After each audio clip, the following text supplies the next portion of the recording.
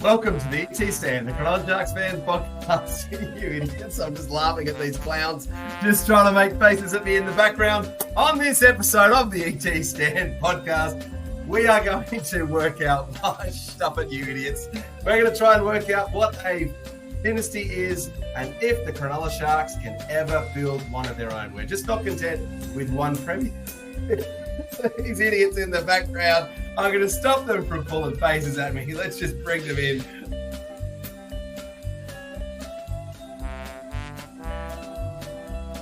That is Bulldogs tears. Chris Kelly, who would you move? Where do we start? I'm glad Boldo didn't grow up in Egypt times because that's a terrible looking pyramid. It would have fallen over and collapsed by now. And given that he just Googled the squad and put Matt Ikavalu in the bottom and he hasn't been there since half of last year, our pyramid would have fallen over. He's still on the page. The pyramid would have fallen over. You would have been missing a foundation piece and it's fallen over. Oh, Maloney is still intercept. Away goes James Maloney. They're kicking him home, the Sharks fans. Maloney is there. Healy. It's Healy and gone on his departure day. Mitch Healy gets a try. The crowd have gone absolutely bereft. In amongst all of that, Lats had an awesome story about how awesome this Finau guy was, and then Boldo concludes it with like, yeah, Finucane, how good is he? And everyone's like, I don't even know who Finau is. I just assumed that Finau was the same guy as Finucane. Is that a different person? I didn't know that. Who the hell's Finau? Wow. This is how flawed the tears are. He doesn't even know half. Boldo. This is where the tears bit comes into it. I'm listening to the car going, did my stream just like skip 30 seconds or something? Like, no, it was just Boldo just playing along. But anyway. Peachy, great ball to Campbell. He's away. Campbell to the 30-metre line. Now, Colin Best heading to the corner. Gets it back on the inside. Graham. They're over. Nick Graham has scored. 4 minutes into the game. And it's away. Here they are. Pryor. Can he get it there? Yes, he can. Matt Pryor, an unlikely first try scorer for the Sharks.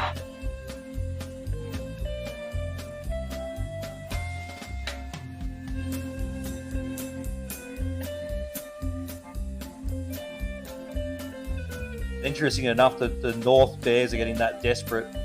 They're talking about having a Pacific Bears team so they can sort of engulf those Pacific nations and sort of get that ball rolling where they think they can sort of, take on the Cook Islands and the Samoans and the Tongas and sort of make it their team. So PNG's to go for me.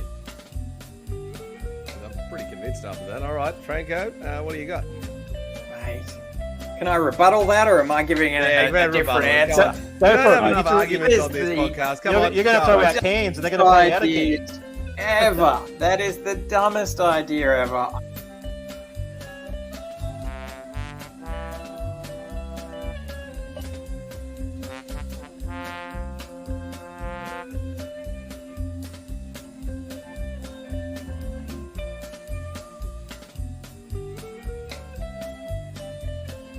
Townsend now calling the shots with Johnson off. They will go. Gallen, field goal. Paul Gallen, field goal.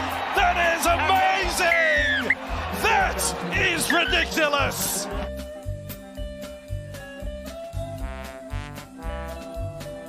Away. It's back to Smith. Smith gets it away to Cronk. Cronk's got Corabetti with it. Have they got a chance here? Corabetti's put down. The siren sounds. Cronulla have won it. Cronulla have won it.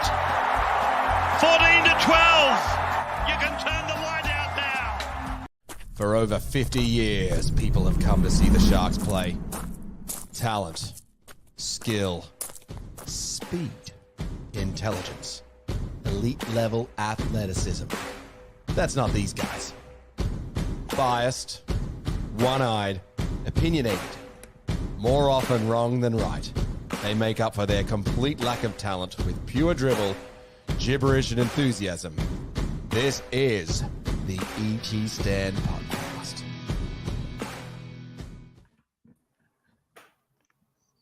So, Bolo, our regular host, has asked for an early release to talk to competing podcasts.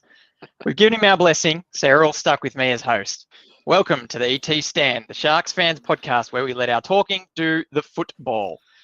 In what was a busy week with lawns getting longer, Australia getting kicked out of the T20 World Cup, old men yelling at clouds, and NRL fans bemusing the quality of the game during an Origin round, it was none other than bye week for the Sharks. Well, it was a somewhat relaxing wind down, but I'm now pumped for the next 3 weeks hustle before our final bye and then the big push towards the pointy end of the season. Don't forget, like and subscribe if you're new, or if you're not and haven't done it yet, get to it. Spotify listeners, you're welcome to rate the pod as well. Leave us a comment, and if there's any other platform you'd like to see or hear us on, let us know, and we'll see what we can do. On this episode, Lats, the man of the people, gives us his social rundown. We preview Friday night match against the Dogs. Kelly gives us an around the league that won't have anything at all to do with Origin. And finally, we're at the halfway point where we run the rule over our off-contract stars and those soon to be off-contract. It's a doozy, and I can't wait to see the opinions of the panel and our listeners. Speaking of, let's introduce the lads. Williams, the walking encyclopedia himself, off the back of a big weekend curating his Vegemite jar collection. It's good to see you, mate. How else did you spend your bye week? That me? Yeah, mate, you're up. Technical difficulties there, so we're back. That was clearly what I didn't sort out my bye week. Technical difficulties. Maybe I accumulated them then. I'm not sure. Anyway, missed your intro, but I had a great bye week. I'm not Benji Marshall or the West Tigers, so I didn't go to Fiji, unfortunately, but I did go to the Shire. We missed out on some Saturday morning football, so my son was devastated there due to a nice big storm that came across, but did get to check out some football, watch the Friday night game, watch the Saturday afternoon game, and watch the Sunday afternoon game to see and laugh at Ricky's Raiders. Great to be back. Love last show, and hopefully no more technical difficulties from here. Thanks for having me back. Wow, mate, it's good to have you back. Looking at your pretty face, I've just set up my two new big monitors here. They're sort of blocking the light now. I think I might need some kind of light up device to shine on my face. We'll see how that goes in the next little bit, but we'll worry about that. 20 bucks at JB Hi-Fi. All right, that's what I'm doing. Kelly, the man with one eye on the game at all times. This wouldn't have seemed like a bye week for you with the Roosters playing. How did they go? Yeah, well, the Roosters were great. Got another victory. I was a bit worried that Williams was sort of off the press end stream there, so I got a bit concerned. So luckily he came back. But yeah, Roosters had a big victory. It was good to see. Obviously got to watch them play the Bulldogs, who we're facing this week. So I got a bit of homework on that game. And, it was a regular Saturday night for me. I was working, so of course I watched all the rugby league games. Brilliant. Very good. And finally, Lats, man of the people, were you dehydrated from the dearth of content this past week, or did you manage to find something for us? Mate, I managed to scrounge up a few things amongst all the Hokatua memes and reels and whatnot, but managed to pull a few things out of the woodwork, mate, and I've got a little segment for you. Fantastic. Looking forward to it. Before we kick off into high gear, I mentioned it's a little 3-game stint before our next bye. We've got the Bulldogs, the Titans, and the Tigers. Should we be expecting anything other than 3 wins in a row, Kelly? Whoa. We're going to touch on it in future segment on tonight's show. Obviously, looking at statistically where we sit and where the other teams sit, nothing but 3-0. And obviously, given we predicted we're going to be minor premiers or at least top 2 against Bulldogs naysayers, we can restart a streak and go through those teams. I want a bit of revenge against the Tigers after the Leichhardt debacle, so let's see if we can try and get a victory. But again, I'll touch on it later, but the Titans obviously put 66 points on in their weekend, and the Tigers had a big rout of Ricky Stewart to, probably warrant him another 5-year extension on top of his current 5-year extension. It's ridiculous. Anyone else? 3 in a row, or are we in trouble? Oh, I think we could. I think we can go 3 in a row, mate. After the rest, couple of outs for the doggies. I think Jaden Campbell's nursing a sore hand. Apparently that blew up again overnight. So there's no reason we can't, but we can't take the games lightly because we've seen what the teams have done in previous weeks in regards to the Tigers, Titans, and the doggies. We know our faults, address them, go from there. I like it. All right. Should be an exciting period then. All things going to plan. All right, Lats, did you want to take us through the socials? Let's go. Alrighty. Nico's come out in the media during the week with a nice little classy response to his Origin axing and to his commitment moving forward with the Sharks, stating that he wishes Mitch Moses all the best. He hopes he does an awesome job and can lead New South Wales to victory. He also said that he's accepted Madge's decision to go in a different direction. He's fine with it. He's not offering up any excuses. He just needs to work on his game and get better. Also stating he's currently the happiest he's ever been in his life. In regards to the Sharks, he came out and stated, "You have no idea how keen I am and ripping into my training, game planning and performance for the Sharks. They are my entire focus." So there's some promising signs there from Nico, boys, and he's handled this whole Origin situation this year with great maturity and positivity for mine. What do you boys think? So there we go. Obviously, last year he got hammered, and it took him a little while to come back, but then he really came back with a blinder against Souths in Perth. And then I thought his standout match of the year was the game in Townsville, where he was dominant and kind of refound a bit of 2022 form. Hopefully, we see the same again. Obviously, yeah, there was chat from was it Ronnie and Sifa today, give him a fair bit of stick as well. So hopefully, it shows the lighthearted nature and the positive mindset that they're all in, and hopefully that corresponds with results from here on in. Yep. You know my thoughts and feelings on Origin, and given that he had a niggling calf injury, I prefer him raring and fit for us because let's go. Who cares? Very good. While we're on the subject of Nico, sorry, mate. On the Nico front, I forgot to mention. I did hear. It was a bit of chat in SEN. I think it might have even been on Sharkcast. There's a couple of different areas where there was talk about, obviously, parallels to Jolly Cherry Evans. So later, so Cherry Evans made his debut at the age of 22 or 23. Nico obviously started in the halves later on, a later debut, and then a later debut in the halves.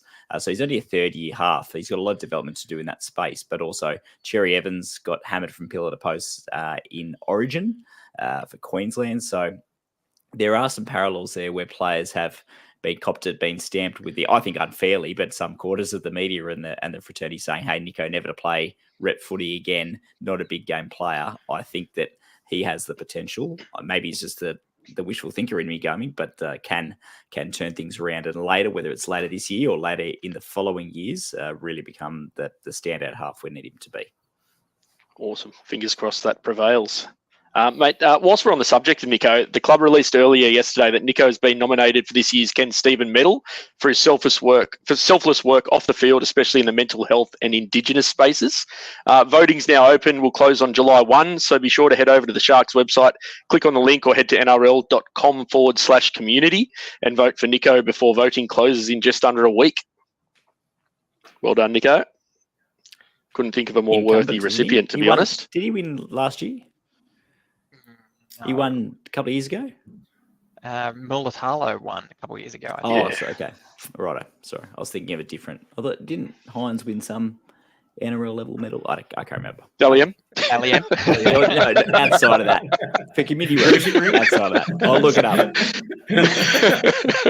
Yeah. Brent Reid. He was an asterisk, right? Non-worthy winner. Brent Reid put out a piece in the Telegraph over the last week stating that now the government has committed $40 million to Leichhardt Oval, that the NRL needs to ramp up pressure on the government to commit funding to Shark Park and also to Four Pines. But alluding to the ground being an embarrassment, not worthy of hosting NRL games, he also states we have one of the strongest junior leagues in the country. The government justified their funding for Leichhardt because it was a community asset and not just for an NRL team that owns their ground. He states we can make the same claim about Shark Park, though. It's a community hub that just so happens to be the home of an elite football team. What are your thoughts on that, boys? I love Shark Park. Have we missed our window? Have we missed our window? Should we have hit ScoMo up and been a bit firmer with ScoMo? I know the Leichhardt area is the current PM sort of residential area, but maybe we should have put a bit more pressure on ScoMo when he was on the throne. Well, they obviously played the under-19s New South Wales boys and girls, which I'll go into later, at Leichhardt Oval the other night. They play a bit of New South Wales Cup, but I don't know about anything else about being a community ground. I don't ever see anything else going on at Leichhardt. And I mean, we all know the amenity of that little toilet block in our near our ET Hill stand. I think that's the best one they got at Leichhardt going for their corporate. So I still don't. We talked about the other week. I don't know what 40 million is actually going to do for Leichhardt besides a mini upgrade. It's not really going to change the wooden slats or seats across the ground or the barbed wire fence. I don't know what that. Or Robbie Farah's seat above the scoreboard. Yeah, and they're obviously never going to touch the old school scoreboard, which I obviously miss at Shark Park as well. Yeah. I don't. I'm kind of interested to see where the money goes, how they spend it, what effect it has on the Tigers playing there over the next couple of years when they so-called develop, like what happened to us where we missed 2 years worth of seeding there. But yeah, I don't think we've missed the boat yet. I think things will still come ahead. It was clear we put our eggs in the state government basket with regards to the enormous amount they'd put towards the new Allianz Stadium and then the redo of Olympic Park that they were planning on divvying up, and then I suppose COVID and other things hit, and that change of government at state level saw that all go by the wayside. ScoMo would have been nice, but I don't think federal money is going to go in this area. I think federal funding was kind of going to be provided for a centre of excellence. If dollar for dollar, we need to put the money in and they need to match it. But yeah, 40 million, I think, would be, as Kelly said, facelift only, toilets, basic amenities. I don't know what we'd do with 40 million. Definitely do up that northeastern toilet block and then work from there. Ryan here pops in and says, let's be honest, while I love Shark Park, it 100% needs an upgrade. Doesn't need a total revamp, but more seating, undercover stands, etc., etc. On the Ken Stevens front, I'm a bit worried about more teams coming to competition. It might raise a dirty word in criteria again, so could be interesting times. Criteria, rationalisation, all that. Ken Stevens, Nico Hines was a 2022 finalist for the Ken Stevens medal. Very good. So and then he did not win. Did not win. Alrighty. Blue Bags are back in the winner's circle after a thrilling performance overcoming the Panthers late at Bluebet Stadium over the weekend with tries to Daniel Atkinson, Marween Hiroti, and a late one to Sam Stonestreet to seal it for the Jets, with Hiroti converting all 3 tries and slotting a penalty goal in the 50th minute, which sees the Jets sitting on 21 competition points and 4th on the knock-on effect New South Wales Cup ladder. So they're starting. They had that little 6-game winning streak there, lost one, and they're back on board and moving forward. So it's good to see them doing well. It always means we've got some strong depth there, and it's good to give them that game experience of winning. And finally, late last week, the Cronulla Sharks launched us back to 1995 when they dropped this year's version of their heritage jersey modelled by none other than the great Matty Rogers himself. I'm lucky to own an original one of this instalment, which I have displayed in my background. But I will be definitely treating myself to the remake. I'll throw to our resident merch expert to get his take. CK, what do you think of this one, mate?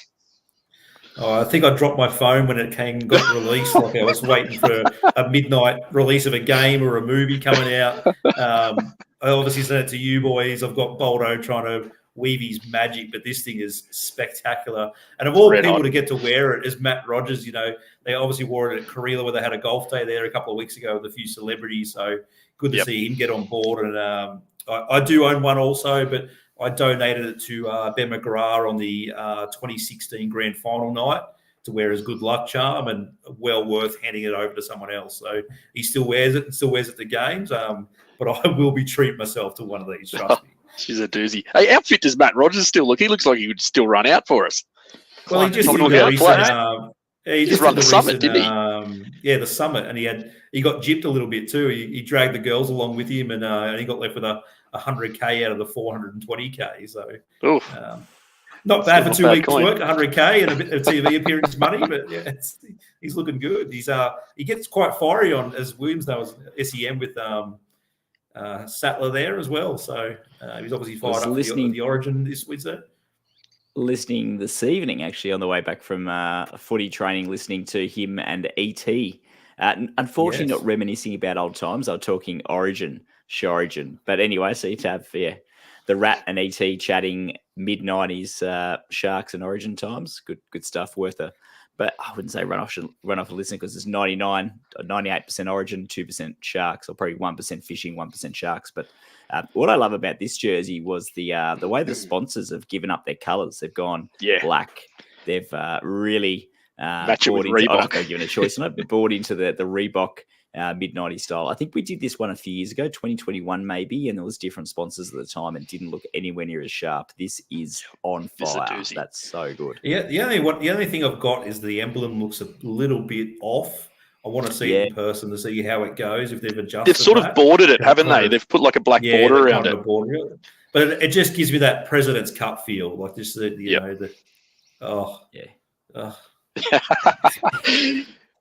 just finally, boys, I've got another one which I didn't get a chance to get a slide in for because I only just came across it. But there is an NRLW full team signing this Saturday, June 29th, at Westfield Miranda Level 3 near JD Sports at 1:30 p.m. to 2:30 p.m. So you get along there and meet some of the Blues representatives and Sharkies NRLW team. Very good, lads. Thank That's you, it, boys. mate. Appreciate that. All right, then. Up next, we've got our Friday night Bulldogs match to discuss, the preview. We last faced the Dogs in round 2 and triumphed 25-6 in what started out as a bit of a tight tussle, but 15 rounds later, we're in 3rd, and they're not too far behind us in 6th. 3 wins behind, in fact. As always, a win against a team just behind you on the ladder is crucial. Williams, do you have some facts, figures, history, or anything for us with this matchup? Well, I covered the background of the overall standings back in round 2, but we'll give that a quick top up. So we've played now 100 times, so it's the second most against any opposition. The Roosters the most. Bulldogs won 56. We've won 42. Whatever the delta of that is, there are a few draws in there. Yeah, 2 draws. So the total point standings, Bulldogs 1,827 to Sharks 1,531 for those playing at home. I'll look at the venue though. So Accor, Homebush, Olympic Park, Telstra, ANZ, whatever you want to call it. We have played against the Bulldogs a total of 13 times. They've won 7. We've won 6. We've also played at that venue now. It is where we steer the scene of the 2016 and 1999 Triumph and Crime, 33 times for 13 wins, 19 losses, and a draw. The draw, I actually don't recall. Actually, no, don't mind me. That's Rugby League Project. Thanks, they're calling this week's game a draw. So 32 times with those wins there. But does anyone remember when we first won at that venue? Bit of trivia for you. Jeez. No. So it opened in round 1, 1999. We only played once in the regular season that year. We lost 14-6 to the Bulldogs mid-season match. Tim Madison scored the lone try for us. And then we played our second game there in the prelim final. We led 8-0 at halftime, and we know how that finished. Then we played there round 1, 2000. Does anyone remember who that was against and how that went? Was that a double header, Matty? Was it a double header? Yeah, it was. Double header. Yeah, Sonny Bill Williams made his debut for the Bulldogs the game after, and I did attend that match, but I can't tell you who we played. I'm going to guess the Knights, but I can't. Close. I can't recall that far in the memory bank. It was a bit of revenge. Sonny Bill did debut, but that was a few years later in a double header. We played them round 104 against the Tigers. We lost a scrappy game that one, and then Sonny Bill debuted in the match following. In 2000, we played against the Darsley Dragons. It was 6-all early. Then we ran away to 28-6 at halftime, and we finished off 28-12. So that was our first win at the venue. And then, surprisingly enough, so the last time we played there was the win over South earlier this year, 34-22. The last time against the Bulldogs was the 33-20 win on the Anzac weekend last year. Prior to that, I was really surprised. It was a fair gap, and it was a pretty significant period of time. When do you think we last played? If I mentioned ScoMo and capacity, does that give any bells as to when we last played against them or played at that venue? It wasn't against the Bulldogs, but we've gone a fair period without playing there. Yeah, I know it's never been a happy hunting ground. We've been out there a few times against round Dogs one and South over the years and been no good. So. Yeah, round 1 2020, we played against South and we lost that one. I think we came back and it was Connor Tracy with a forward pass to Josh Morris on the wing that ruled us out from winning that one. But that was when I actually almost rushed down between shifts. I was working in Newcastle at the time and they were announcing all this stuff about this virus coming out of China, and there was capacity limitations, and ScoMo needed to go to football on Saturday, but come Sunday or Monday, there'd be a maximum crowd of 500 people for any venue of anything anywhere in Australia. So that was the last time before last year that we played there. So we went a 3-year gap. Obviously, the record there's not great, but it's pretty even at this venue. The most anyone's won in a row is 2 matches. If you have a look at our Chronicles match this week, we covered the game from 2007 there with the Isaac de Gois try. So obviously a bit up and down the form against the Dogs. Of late, it's been really good. The last loss we had against them was, standby, I'll just bring that up. The last loss was in 2019, I believe. It was indeed 2021. Was a mid-season win there for them. That was the one where they're up 18-0 early. Trent Barrett's first win as a coach for the Bulldogs. And then prior to that was the one in 2019 where we scored more tries in the opposition, but we couldn't kick a goal. So we've had the wood on them lately. They've got the wood on us overall. I think, so they've got a few outs this week. We'll see the team list in a sec. But if we, as always we say this, if we rock up and start well, I think we'll go a fair way to winning. They started well against us in round 2. They had kick out that try disallowed due to the referee getting in the way. So they're definitely a team not to take lightly. And they're without Tracy and whether their Origin players back up. But I don't know. We should win this by 8, you'd think. Hope. Okay. Well, that sounds like a call to arms if ever I heard one. Kelly, take us through the team list. Ooh, where we going? Beautiful. All right. So obviously, this one, we like to mix it up and change it around. Oh no, we're gonna have to do it this way. Razzle dazzle. Yeah. Obviously, it didn't trouble the scorers again in our copy and paste sort of style. So pretty much the same teams we're running out the last couple of weeks with Toby in at prop and Big Kafusi in at number 10. That's all good. Go for it. It's the same. It's the same team. Laps on what's that show? Mate, read the notes. Sorry, mate. Amateur without bowler. Jack Williams, Royce Hunt, Big Tommy, and Tupahua, I think, as I obviously put in my team last week, I should start. But obviously, Origin's not affecting our team, so we've got Nico and Cam both back in the starting team. Interestingly enough, I heard that Teague Wilton's training quite well, and he is named on the extended bench. So it might be a little sneaky change in there. Depends who drops out. So I did hear he's training quite well, and the boys are all happy about his progress. So we'll see how we go.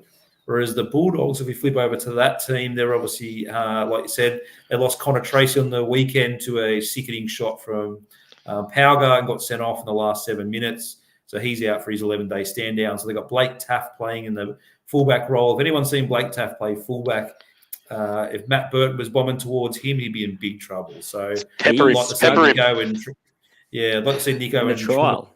The trial, yeah. Blake Wilson, try scoring machine. Sherry's back enough, a little hamstring complaint, so hopefully that strikes him down as well. Carraz and the skeleton in the other 5 position. Burton and Sexton again, the halves. Max King, the Pest, Reed Marnie, Sam Hughes, Big Kickow, Ricky's favourite dog, #Salmon, and Bailey Hayward at lock, who's quite a handy bit of a player. He's a bit like a younger Cam. Another Pest in Jake Turpin, I don't know how he gets a start. Josh Curran had terrible hands on the weekend as well. Curtis Moran and Hopwee is number 17 with Coach Cameron Sheraldo.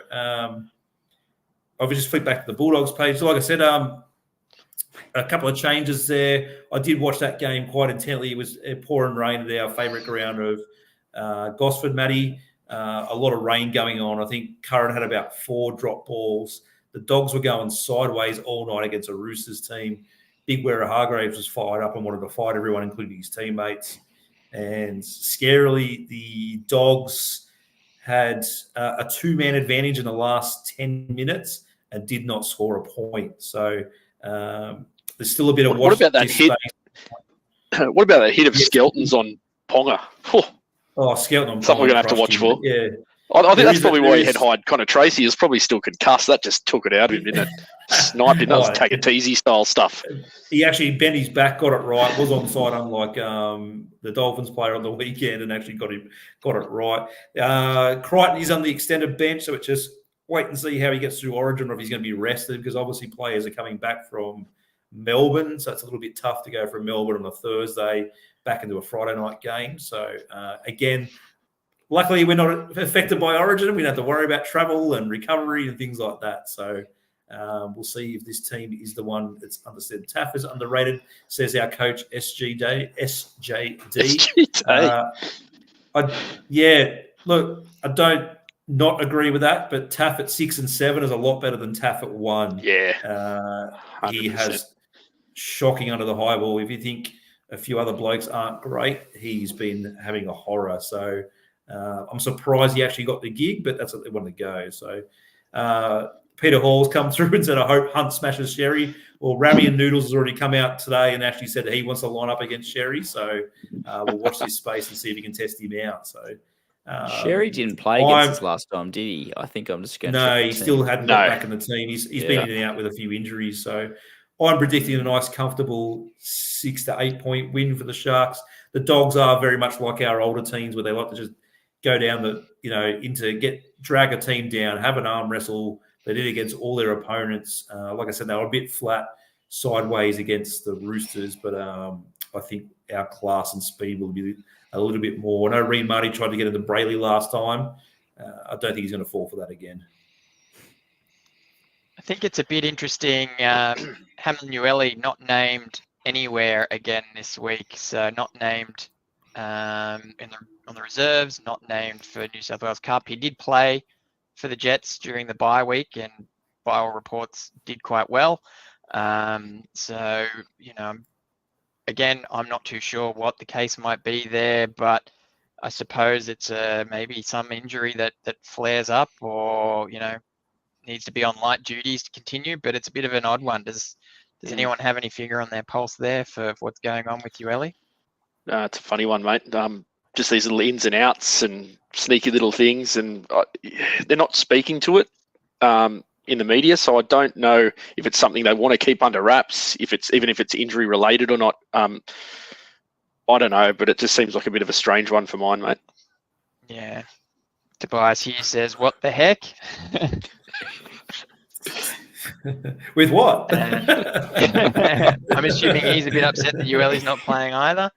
And then Peter Hall says, "G'day, man. Newsflash. He's bought his flights to LA for Vegas. Good stuff. Oh, look out. Run amok in the US of So it's A." that may be Pete, can I just let you know, obviously being a big Las Vegas Raiders fan, and they built their new stadium only a couple of years ago, they're the only stadium with a police jail cell built into their stadium. So heads up, mate. Pretty sure he'll find that somehow. Yeah. Or like I say, just go ahead. I'm just glad to say, Pierre, that, mate, your avatar on YouTube is much classier than your one on Facebook currently. Yeah, agree. JD comes through and says, "That intro was so pure, Boldo who?" Well, we might have just stuffed that up with this prezzo here, but you know what? We'll see how swings we and go. rabbits. It's our show. Exactly. All right, brilliant. Tips. Um, Tips. Yeah. What do you got, Lats? Didn't hear you Yeah, there. I saw look- some crossed fingers from Williams. Up you go, Lats. Mate, I'm happy with Toby starting. I think he'll bring that intensity from the get-go. He was pretty good a couple of weeks ago when he started. If he's on his game, he'll get him going nice and early. Hopefully we won't be giving them any early heads up or hand up. And I'm thinking Sharks by 12, mate. Sharks by 12, Kennedy first try scorer. I just think we'll have the class to run over them and play out the 80 minutes. And Nico and Cam will have a point to prove. Ryan comes through Sharks by 18 plus. That's pretty optimistic. Williams, thoughts? Yeah, I think I said 6 to 8 points. I think. I'm worried in that we're all tipping them. So surely off the bye. Come on, guys! If you can't get up and be fresh to start there, you may never will.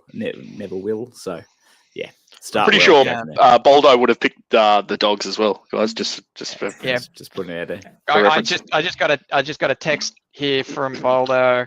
It says, tipping the Dogs 12 plus. Okay, all right. Do we have standings, Franco, of where we are in the tipping? If we do, I don't know where they are. So we'll it's like Dally M. They're gone behind closed doors. Oh yes, yep. Very good. It's a Boldo tally. Make sure that they're accurate. I think it's going to be a bit of a return to form. Looking at that bench of ours, I think we've got a whole lot of power there, and we'll be looking to take it straight up the middle. I also am pretty confident, but only in the way that a Sharks fan can ever be confident. So we'll see how we go. All right, Kelly, league roundup, mate. What have you got for us, and what do you want to tell us? So obviously we're starting off with the big Origin tomorrow night in Melbourne being promoted. Obviously Melburnians like to get out to the opening of an envelope, so they're close to having 90,000 at the MCG tomorrow night. They're pretty happy about that. Again, they had a little presser at Federation Square down there today with a couple of the coaches and the players. Obviously, they tried to fire up the coaches with the glass houses comment made by Madge a couple of weeks ago and tried to get Billy to retort, and there was just nothing. So there's no really sort of fire up for this game. Everyone's keeping their cards close to their chest. So we'll see how we go with this one. I don't know. I'm going to say Blues sneak out a win like they do and probably win by 2-4. But again, like we said with Origin, who cares? I hope Queensland win 3-0. But as a diehard Blues fan, I'd like to see a win and then probably go up to Queensland, and Queensland will do their thing and absolutely trump us, and we'll go back to the drawing board again for next season. Williams, for a tip for Origin? Yeah, I've been to an AFL and Origin game. I've been to AFL games, the MCG when I lived down there, but I've also been to an Origin game 2015 when the great ex-Shark, before he was a Shark, Sharon Wood scored the winning try, and Greg Inglis scored a 90-metre try where 90,000+ Melburnians went crazy because they hate New South Wales and specifically Sydney, and then got pulled back, I think, for an obstruction, which was great to see. I was a bit more parochial in the Origin side of things back then, Captain Gal, all those things. But it was a good spectacle. I reckon Queensland win 13+, and I reckon a calamitous first half again with no send-offs, just Queensland being Queensland. You saw they scored inside the first 5 minutes a few weeks ago, 13-13, and New South Wales missed the start. I think similar will happen again with the choices they've made in selections, and I think Queensland will win and win well. Origin, who cares? But yeah, maybe the inner New South Welshman and the fact Queensland get Origin, we don't, all that stuff. Maybe that's slightly burning inside. Maybe the fact that there's no Sharks players there, I'm like, oh, hope they rip in and there's no injuries. But let them bash each other. But I think Queensland will win. Well, that's a tip for you, mate. You love Origin. Yeah, mate, we've been to a couple. I can't remember any of them. We were pretty blottled, but I'd like to say a Queensland clean sweep just for Nico and Cam and Sharks fans alike. But I think it'll be a bit closer tomorrow. I do think Queensland will get over them by 6 and go on to clean sweep the series. Franko, I know you'll be chomping at the bit to sit down and watch this game, so give us a tip. I am actually. I do. It's a bit of fun. Yeah, it's tradition. Tradition. It is tradition. It's one of those things that that I do get into in the moment. I've certainly waned on the build-up and the hype machine, especially as it seems to get earlier and earlier every year. It's almost as if round one rolls around and someone has a good game and they're like, oh, this guy should be picked for Origin. It's like, this train's getting momentum. I love this. The anti-Origin train's getting momentum. Let's go. Is it a tram looking at your picture? Yeah, that's just the Melburnians. Yeah. But yeah, no, it's one of those things that I will be excited for. I will want to see New South Wales get up, but I don't think they will. I just think the Queensland team's better balanced. I think I'm kind of concerned about how Moses went the last couple of weeks leading up to Origin. Yeah, he had a cracker of a game against us, but was, a shell Went of missing that. a bit, didn't he? Yeah, it was no good. So, maybe he's a bit of a big game player. There was a bit of pressure on him for that Sharks match, and then after that, it was sort of expected to win and didn't aim up. So maybe he turns up. Luai, I think, will have a good game. He always does. I'm a bit of a fan of Luai. But I think we're going down by 2 for a heartbreaker. So yeah. I think as well, like our generation grew up watching, the Blues sort of dominating, and you had your biffs and your fights, and it was a bit more sort of tribal because blokes sort of stayed at their own club for so long. And I think that's what the generation of journos are also missing, those fireworks, because there's nothing to promote. There's no biffs. There's no beefs. Players play 3 to 5 clubs over their careers. They've all played juniors. They're mates. Like there's no ho-hum anymore. So, yeah. How good was watching ET and the likes? How good was watching ET and the likes run around on a school night? That was incredible. Yeah, that's right. Yeah. Used to love watching Origin as a kid. We'll go on to during last week to fill the gap. They had the under-19 men's and the under-19 girls play at Leichhardt Oval. Obviously, it was a bit of a brouhaha in the boys, with New South Wales winning comfortably, and the girls also winning in a massive margin. That is a young Casey Ray winning player of the match. She lives down the road from me. A bit of a connection with the admin ladies, with her mum and auntie, and also the niece of the Stewart brothers. So she absolutely killed it, got player of the match, set up a couple of tries, scored the first try herself. And Chevy Stewart also getting man of the match in the men's. By all reports, and I watched most of it, there was raps being sung on our player swap Gabriel. So he had quite a handy game in that game. And I think we just had a comment on there. Was it Franko? It was a comment about the women's game. So more excited about the women's game, says Paul. I totally agree, Paul. The women's game has been flying. The girls under 19s was spectacular as well. But the women's have a 20,000 sellout up in Townsville this week. So I'll be chomping at the bit to watch that game on Thursday night also. So, yeah. A few Sharks involved in that one. Yeah, a lot of Sharks in the girls' one. So Tigers versus Titans is State of Origin too. Yeah.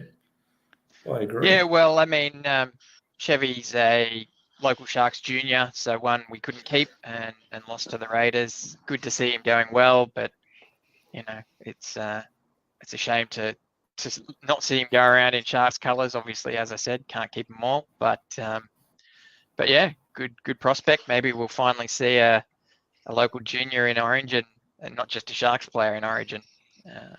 But yeah, that'd be good. Obviously, we had the and a bit of a bee on my bonnet, the Graham Ainsley weekly football briefing he does every week after the games have been said and done. And he goes over the video himself and backs the referees. So I'm going to go a bit of a rant on Ainsley this week. So obviously, he brought up high shots and hip drops this week, where every hip drop's not the same, every high shot's not the same. He tried to compare hip drops to high shots, where every high shot's not a penalty, whereas most are a penalty, and if not a sin bin, and then some are sin bins and send-offs. He was trying to compare the same with the hip drops. But like I brought up before, there was a game in the Cowboys-Tigers where Val was sent for 10 minutes during the game and then received a monetary fine as his punishment, whereas David Clemmer committed one against the Cowboys, was only put on report 3 sets later and faced a 3-week ban since that hip drop. So I think he was sort of digging himself a little bit of a hole like he does every week.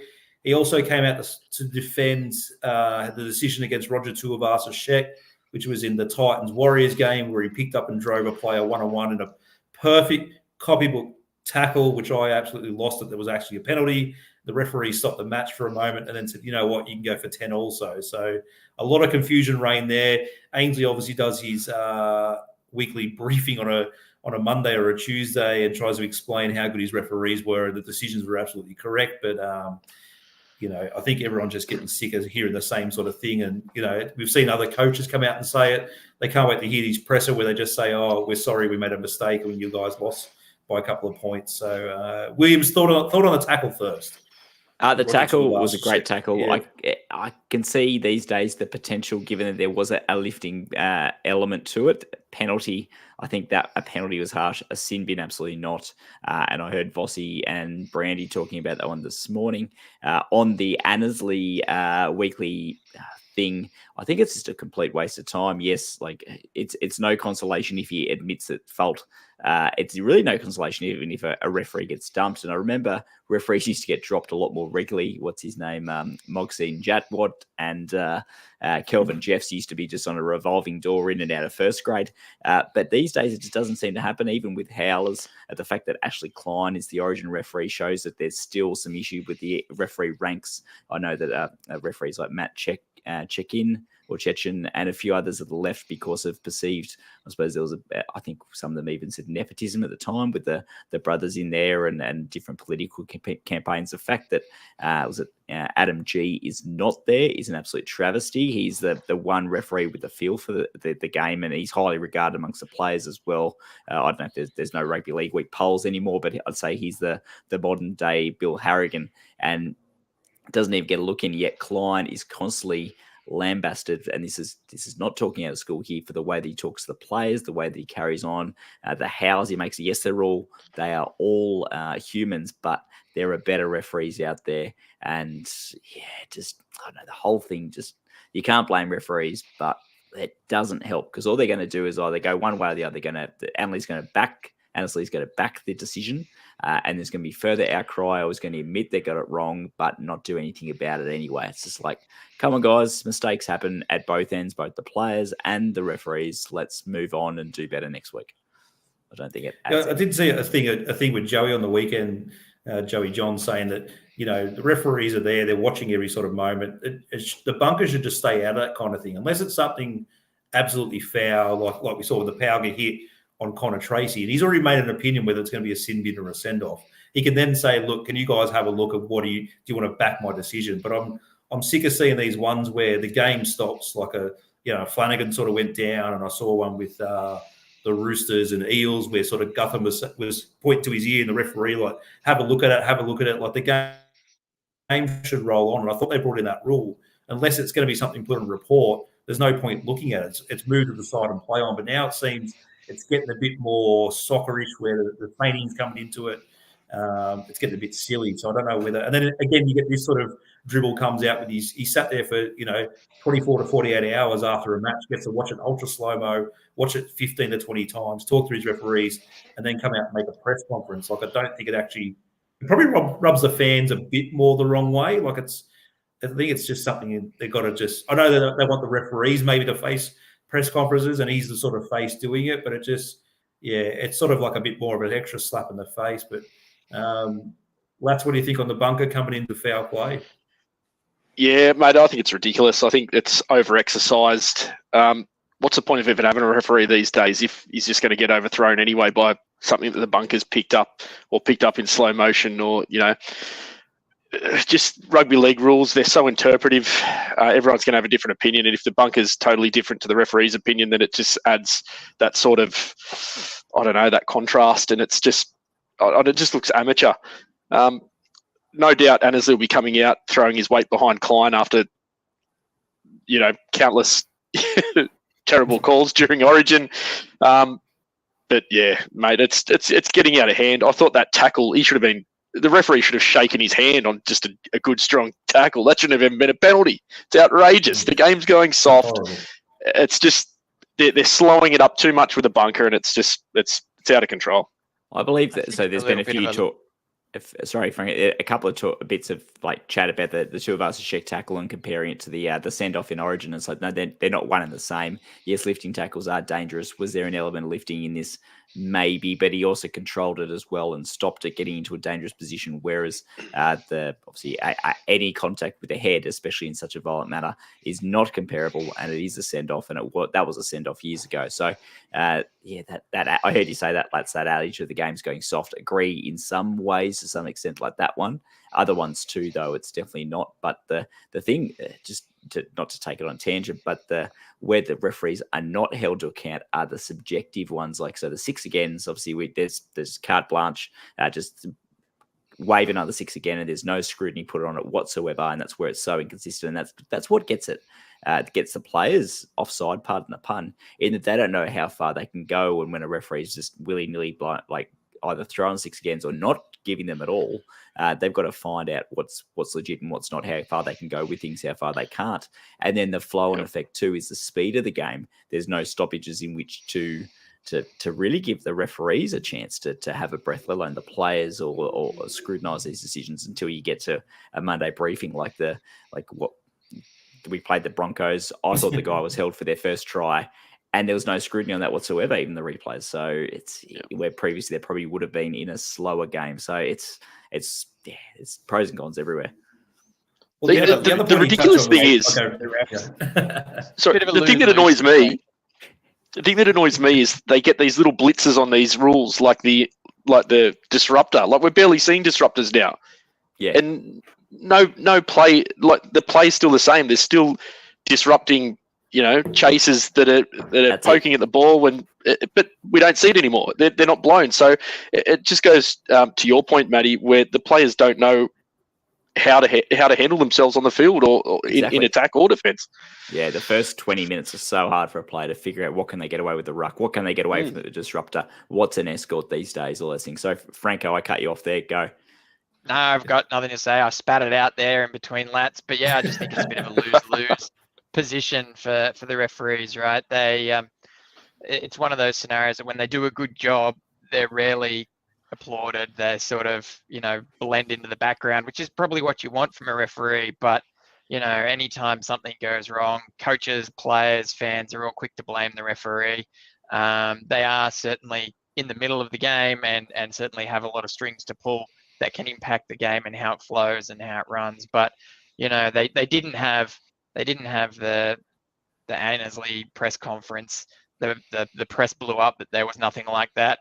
Annesley brings it out, and then the press blows up that they're doing it and it's pointless. So, unfortunately, I agree that just permeates throughout the whole refereeing landscape. Even the bunker that you guys were talking about earlier, where, the bunker intervenes. Oh, the bunker shouldn't intervene. And then you see a slow-mo and then nothing happens to it, and the press come out and say, the bunker should intervene for that. Why didn't they intervene? And it's just, you can't win. Can't win, exactly. I will say, though, in last year's grand final, it's probably the best I've seen a referee performance where you didn't notice the referee. There was nothing sort of went on. So we got Bianca B, or I'm assuming the young Bianca Bolderman comes to the referees. My favourite team, and respect should be put on their name. 100% agree. We're just saying they should be back with these consistent inconsistencies with a guy setting the rules like this. So he also touched on melees, where players are coming in third man in. I thought the worst decision we saw was a couple of weeks ago in the Broncos South game, where Cam Murray got taken off the ball and had his absolute bell rung. That player was sent to the bin, but Latrell Mitchell come running in to stand up for his teammate. Nothing went on. He got sin bin, so he got the exact same punishment as the guy putting a shot on a guy without the ball. We then had the under 19s where blokes were coming from the opposite side of the field and absolutely put a shot on. Nothing was done, and we saw one with Tavita Pengai putting an offside shot on one-on-one where the other bloke was laughing, and a fourth man came running in and grabbed him and ripped him, and nothing was done. So rant done on Ainsley. So obviously on the weekend we had the big cellar dwellers get their huge wins. So the Titans getting up in a massive score against the Warriors. The Warriors were absolutely diabolical. It was pretty crazy to see how they're going. So even without the sin bin, they were absolutely terrible. The score line was just 66-6. Didn't see it coming. I thought the Warriors would turn up for this game, because normally the Gold Coast is a happy hunting ground for the Warriors, given the influx of Kiwis on the Gold Coast. And you can sort of hear when they got that one try, the crowd was going nuts. But Jaden Campbell tearing up with 11 goals, a try himself, and a couple of try assists. So that was just one way. Warriors scored while they're at 12 men. Warriors scored while they had 12 men. Craziest part. So that's you sort of heard the roar then. And obviously the Tigers at Campbelltown came out and absolutely smoked the Raiders. The only way the Raiders actually put up some points was a sin bin just for a couple of infringements of those odd 6 agains and a bloke holding down his own line. Is when the Raiders sort of put a little scary comeback on. But good to see Adam Dewey, after 3 ACL injuries, come back and take an intercept and run 80 metres the other way. They actually won 48-24. there was actually 4 tries disallowed to the Tigers in the first half also when they were running up 12-0. So the score could have been absolutely anything. And you're talking like one was a little sort of smidge knock on. They had to find the video ref. The others where the ball was close to touching the grass. You couldn't see the point of the ball, a.k.a. Ramian. So the score could have absolutely blown out. But it was good to see that Ricky was, like I said, was rewarded with an extra 4-year contract on top. And he'll complain about his team not being stacked enough. But he's got a representative forward pack. It's the squad he put together. Interestingly enough, he's let Kotrick go to Catalans next year. So that's been announced today. But I don't know what's going to change down there. So not much of a draw card to play down there anymore, is there? There's the players they have on hand there. That's just not very inviting for people to pack up their lives and head rural and go to Canberra. It's going to be tough for Ricky over the next 4 years. I think he might possibly see an early exit in there somewhere. They are redoing the Telstra/Telecom post down there. So the bushwalk I've done before. But Williams, is there anything in Canberra to attract anyone to go down there, or besides a bit of moose heads? Or moose heads. Shooters is gone. Yeah, that's I get what most Summer Nats. They still have that. Summer Nats is still there. Most bars and restaurants per capita of anywhere in Australia. And they've got the Kingston foreshore now, so there's actually some places to eat and drink on the lake. For those who the zoo's fantastic. The zoo's great. Yeah, the zoo is quality. I don't know. I went to Canberra under sufferance, and I had some mates who were calling it Canberra stand, which is inappropriate. But a Stockholm syndrome got me. I actually quite like the place. I hate the team, but I like the place. But yeah, no, it's a hard sell getting players down there. They're back to kind of that early 2000s era when they signed Clinton Schifofsky and the like, where they had to pay overs. On a side point of the league roundup, obviously Vegas teams aren't official yet, but it seems like the rumors are continuing to mention our name. So hopefully they don't break our hearts and announce the Roosters are going back, because I've got a sneaky suspicion that the NRL would just like to do that just cause. But I did hear another suggestion that they're going to throw up the possible premiers should play there as the rematch.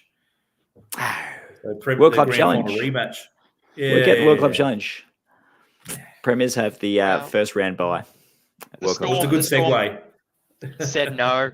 Storm said no, so that apparently opens a door for one of the 4 that's whispered about. But yeah. All right, lads. The fans have asked. They demand answers. They want to know. I just noticed Lats isn't wearing any Bulls merch. Is this the just for you, Ryan. Always got some of it on somewhere. Somewhere. Josh Giddey singlets. Josh Giddey singlets coming. Brilliant. Very good. All right. Well, I guess the time is now off contract Sharks players. Now, Boldo did put the background info. He's done a bit of a pet peeve of mine using resign instead of resign. But no, I call that out. That's okay. Where's your dash? We so we're getting rid of everyone. They're all resigning or being dumped. They're all resigning. Yeah, there's no staying. So Ryan's been waiting for this all episode, so I thought I'd just go back to his comment, talking about important re-signings. Carry on, sorry. No, bring it up. I didn't need it. You go read it out. I will read it out. So Ryan, apologetic, missed the last few episodes, but watch them later for me. Our most important re-signings are Iro and Williams, eyeing AFB to take Kafusi's spot next year. So that will be relevant as discussion continues. Thanks for your input, Ryan. Anyone else, please put your comments in the comments field and we'll get to them as they come up. Yeah, absolutely. So this is always a hotly discussed topic. We've got plenty of Sharks fans that are either off contract or coming off contract to go through. They're something to be aware of in terms of, do we keep or not keep a player? You need a 30-player squad. So if you get rid of anyone, you need to replace them with someone. So it's not a case of just getting rid of everyone, because you've got to have an eye on who you might want to replace them with. And at the same time, unfortunately, the way that the market works, that is the salary cap, You can't keep everyone, right? As much as you want to keep everyone, it's not something that's possible. I think the Sharks have done a tremendous job. They've certainly showed their cards through interviews between Fitzy and Darren Mooney that they would like to keep this core group together for as long as they can. So keep in mind that that is the overall plan of the Sharks. And also you'll see some of the ages of these players. They are not old players. They're players coming into their prime. They're players you will probably want to keep because they will only get better and better. And we do not have any inside information in terms of these players. At least I don't. And so this is all complete speculation. This is not us, announcing who's doing what with a bullet.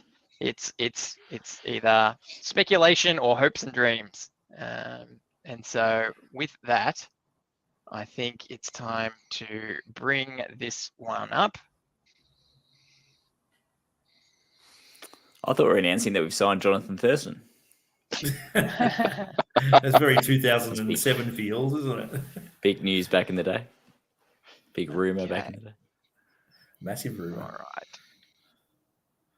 Now it's not coming up the way we want it. Let's try this again. Just refresh the stream for us, Matty. We've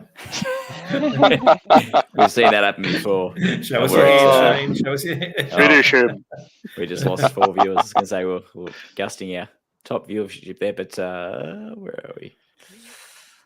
Ryan has responded to the Bulls merch saying that he had a feeling that Lats would be feeling either something, he'd be wearing something under his jumper or Bulls socks. He probably is wearing Bulls underwear, actually.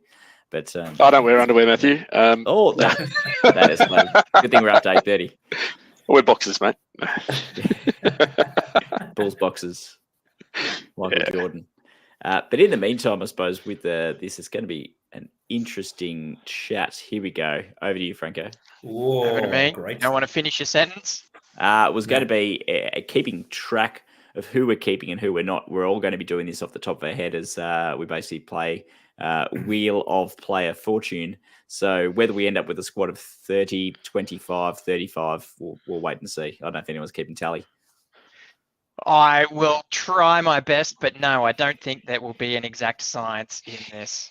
But yes, so who stays and who goes? We are basically officially the halfway point of the 2024 season. There are a number of Sharks players who are off contract and are able to negotiate with clubs right now. For all we know, they could be looking at a contract in their hands for another club. They could be looking at a contract from the Sharks. They could be looking to go overseas. We don't know, but they are able to do any of these things as it stands with them being off contract. So to start, we have Billy Burns. Now, Billy Burns came to us from the Dragons as a depth squad player. He has done pretty good for us as a depth player. I feel as though in New South Wales Cup, he's been solid.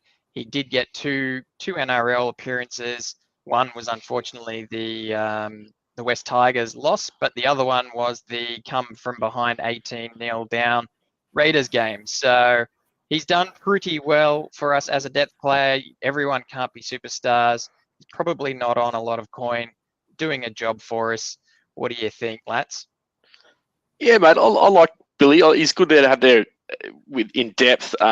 We got him on a minimum wage contract, so he's on barely any dollars. I don't know if he'll be happy just ticking along in that New South Wales Cup role, filling in a game or two a season. I'd happily keep him. I don't know how we go with him and Calhoun, and we seem to be pretty congested in the in those sort of edge forwards and whatnot. So, yeah, I wouldn't mind seeing him stay.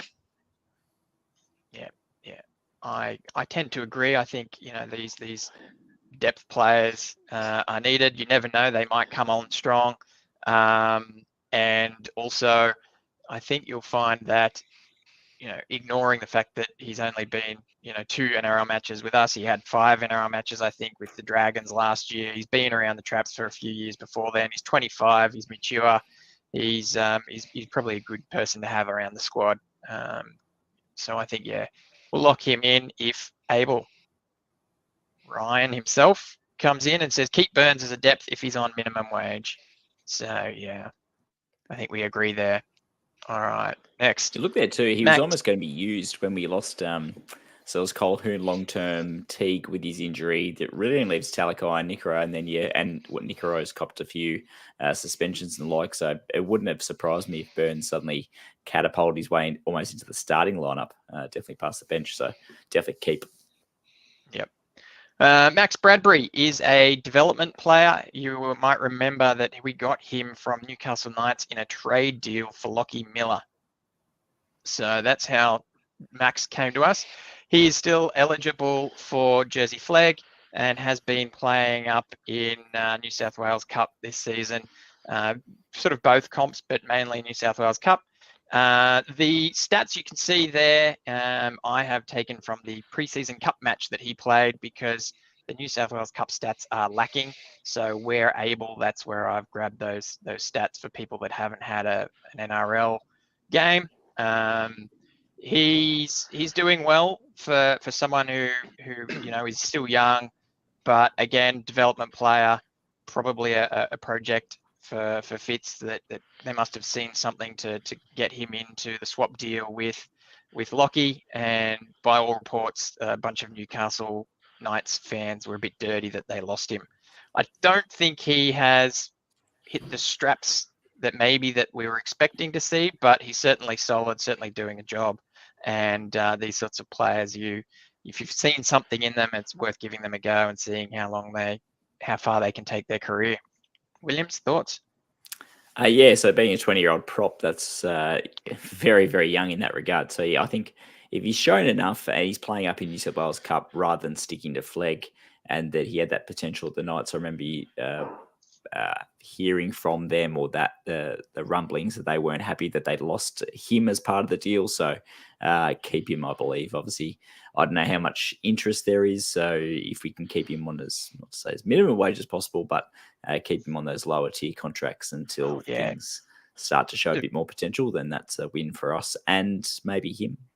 Development contract, I believe, is less than minimum tier. Obviously, it's different situations for what you can do as far as playing first grade and whatnot.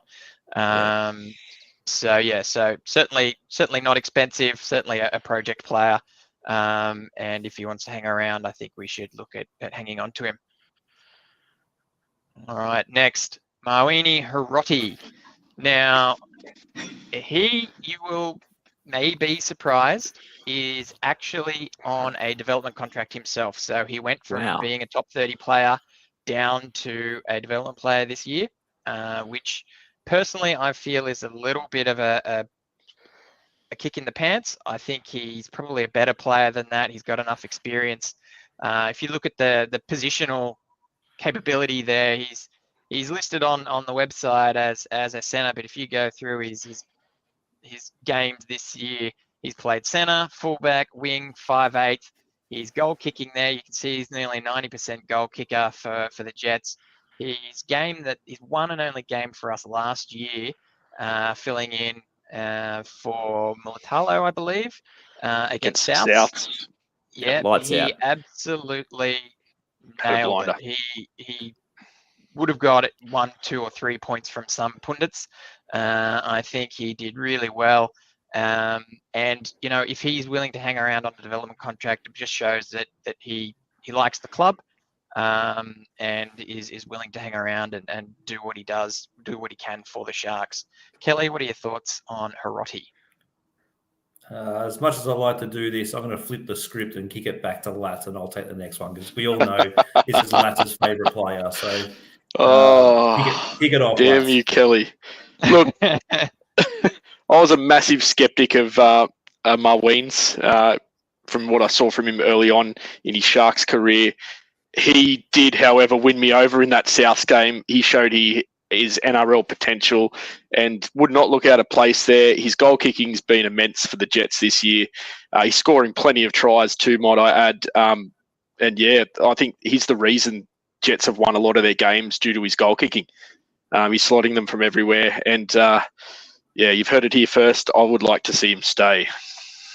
Yeah, absolutely. I think Ryan comes in and says similar. Roddy gets a bad rap. He's a solid backup and does his job when called up. I think it's one of those ones that, yeah, I think people would have been surprised to hear, people that maybe don't pay close enough attention to these sorts of things, that he is on a development contract. So anyone that gives him a hard time for being part of the Sharks should probably take a bit of a look at that and think about what he's doing for the club. Next it up, was only our former coach used to select him anyway, Franko. So, well, you know, you got to get games somehow. Nihuai Peru. Okay, now he is a playmaker that came to us from the Panthers. Obviously, we know the Panthers have a great junior system, a great pathways program, but are quite clogged, especially in the playmaking area with Cleary and at the time Luai locked in long term. So Peru came across to the Sharks. He has been with us for a couple of years now, mainly or only playing his applying his try in New South Wales Cup. Probably not as dominant as he has been through the juniors, whether that's confidence thing or, you know, different players around him, different systems. Not quite sure why he hasn't hit those same highs that he has at the Panthers, but he's certainly giving it a good go. He's certainly trying hard and not shirking away from responsibility. Kelly, any thoughts on Peru? Yeah, I really like Peru. I watch him in the preseason cup games, and he was pretty solid, quite nippy, quite fast. I obviously thought he was the next man up in case we had a problem in the halves, and I was quite happy with that. But obviously, Atkinson's now left him in that sort of department. You know, we obviously had Franko's favourite player in there, Metcalf, but we're seeing the injuries he's going through. So I've got to try and start watching a few more Jets games to see how he's going, because I know from your reports, Franko, like you said, he's been a bit gun-shy lately, but I quite liked him in those pre-season games. And I think if you've seen the injury toll the NRL's going through, there's no halfbacks just floating around out there. It's probably the lowest rank positional play in the NRL at the moment, and also developmental. So at 22, I'm willing to give him quite a bit of a shot and let him, you know, kick on. I'm hoping towards the back end, maybe you might see him get a start, given where our positional place is on the ladder. You might see him the last round or two, and hopefully get a first grade crack. But yeah, happy to keep him. Sorry, Sharks fans. I know we're going to be probably saying we're going to keep everyone. I know we said this at the start, but it's just someone I think, you know, like you said, he came out of the Panthers system. He's only 22. He's a halfback. It's no one you just sort of shirk out. It's the last thing I'd like to see is an injury and go, where do we get one from next? And I did bring that up at the start of the season, but if he's in our system, then happy days. Yep. Yeah, those keeping score at home, we are keeping everyone so far. So we'll see what happens here.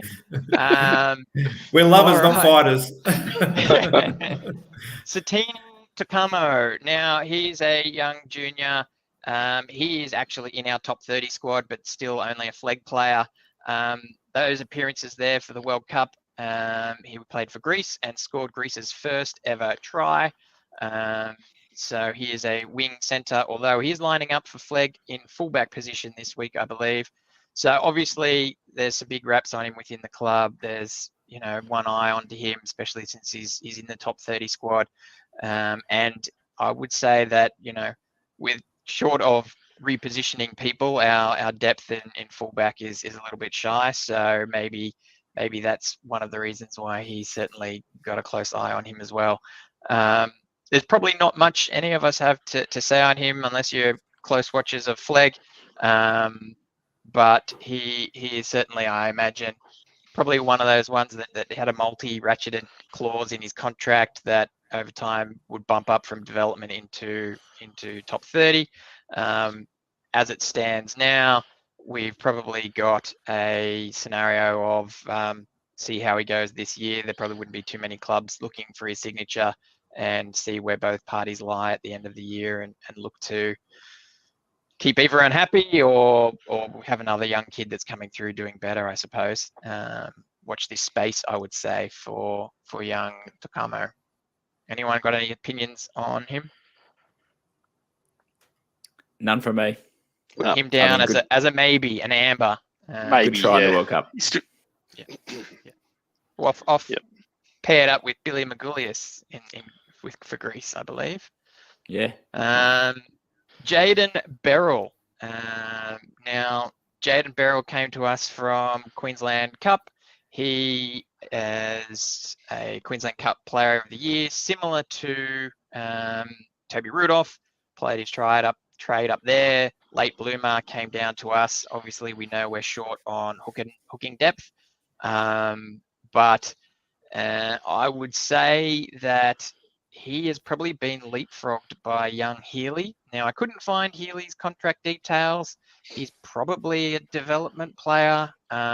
Maybe someone in the comments can let us know what the status is there. I know his profile is on the Sharks website, but certainly no contract details that I could find. So as it stands, Beryl would certainly be next man up if something were to go wrong with Brayley.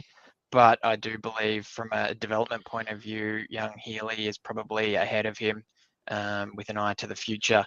Now, that said, he is, and I hate the term, but he is certainly a club man. He does everything right around the training group. All the other players seem to like him from interviews and reports that I've read.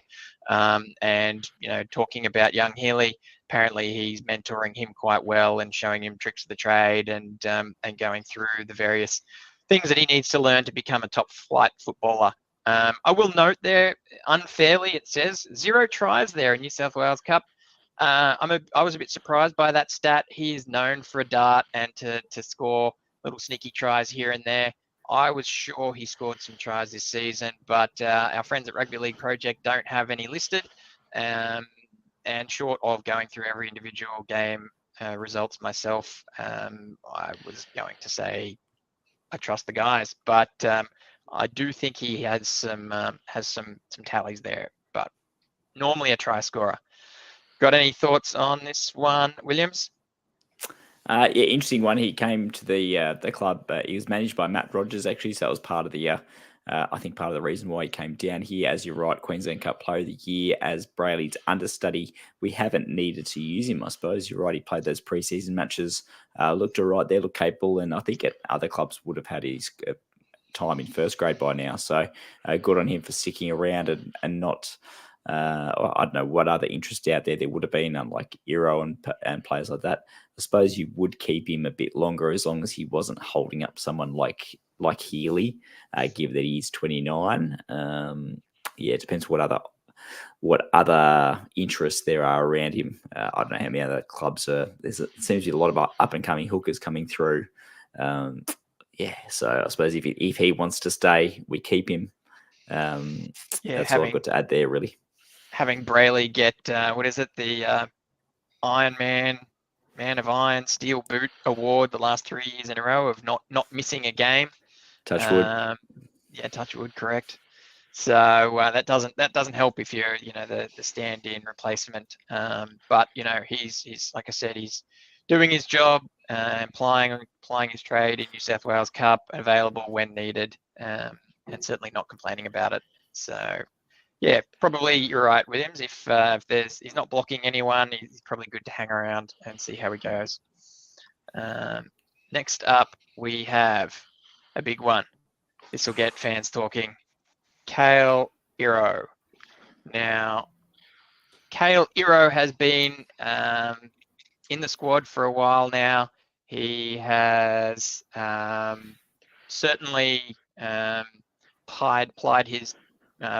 bid his time.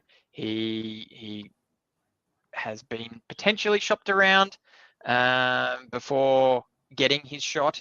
Now that he's got his shot, I think he has sort of said he loves the Sharks and would like to hang around. That said, obviously, I think game time dependent now that he has proven himself as a first grader.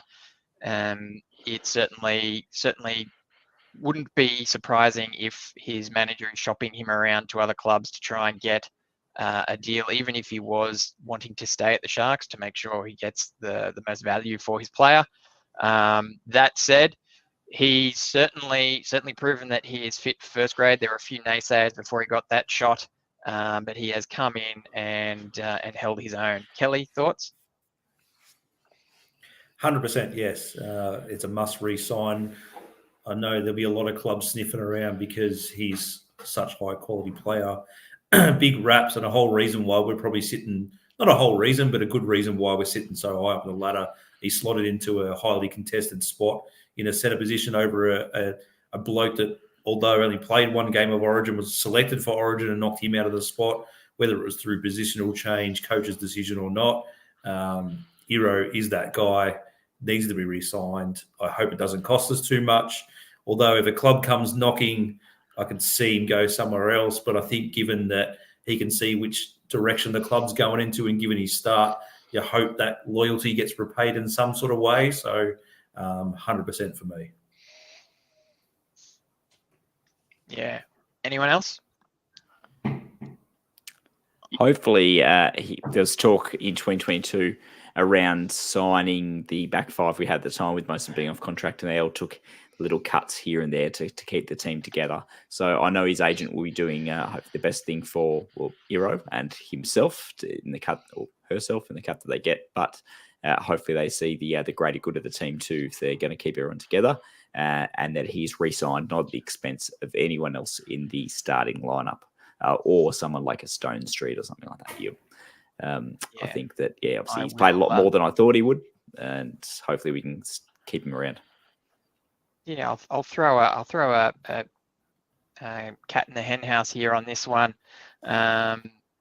Like you said there, Williams, depending on the log jam, we do have a lot of players coming through in the outside backs through the juniors. So it is certainly a congested sort of position. Ignoring the Talakai factor, obviously. You've just got to look at the run meters there. The average run meters of 167 run meters per game.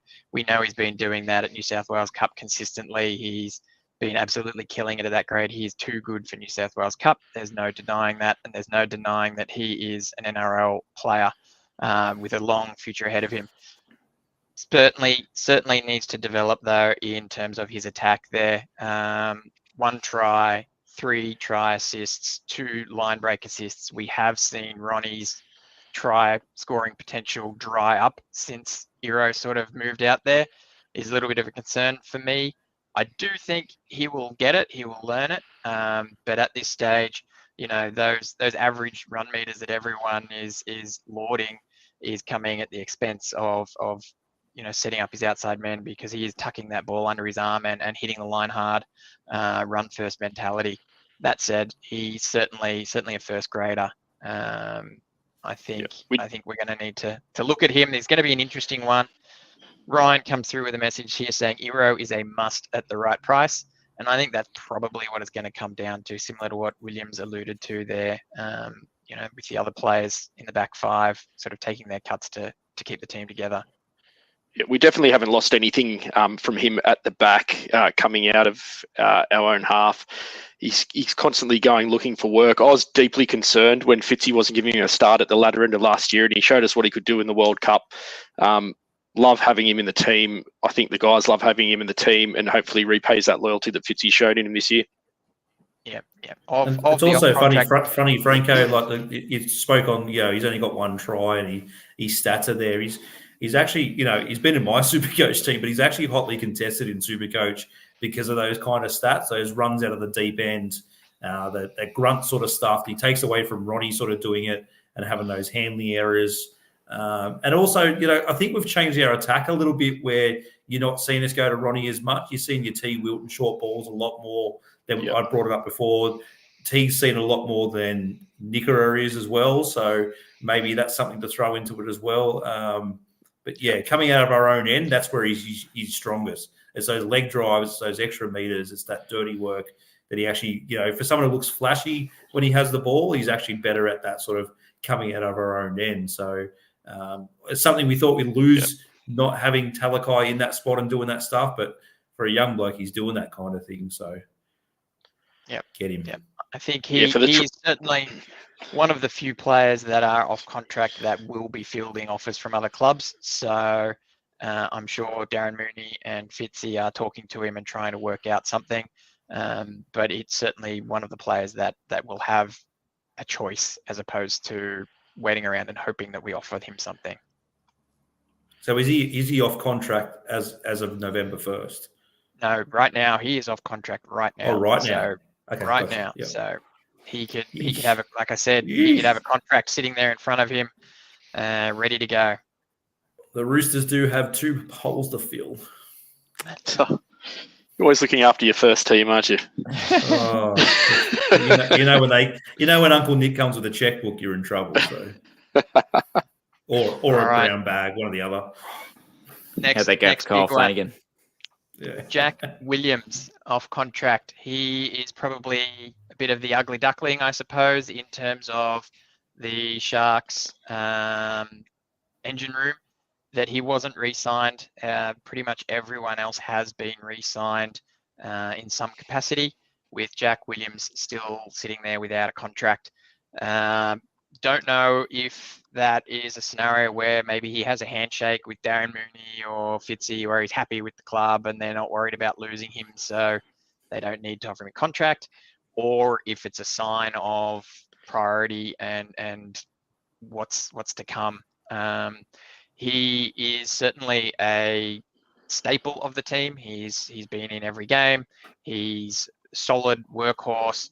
Now, I haven't really put many negative stats in here. I knew people would want to know about it. His errors are 8, which, given he's played 14 games, that's almost 1 error every 2 games. It's not as bad as everyone thinks it is. And hasn't been for a long time. Yeah, hasn't been for a long performances. time. Yep. So, ignoring the bad rap he gets in terms of errors and penalties and whatnot, he's certainly a solid player. He certainly rolls up his sleeves and hits hard. We have seen him turn games, and I would say that while he has had a few flat patches, he's probably a bit of a mainstay. Lats, what do you think? Yeah, mate. If you had have asked me a year ago, I probably would have said move him on. But he's been a lot more consistent this year. He's had much more of an impact. I can see him changing teams and going to someone who's prepared to throw a bit more money at him that will give him a starting spot, because I think he is worthy of a starting spot. I think he's got the stamina, the endurance.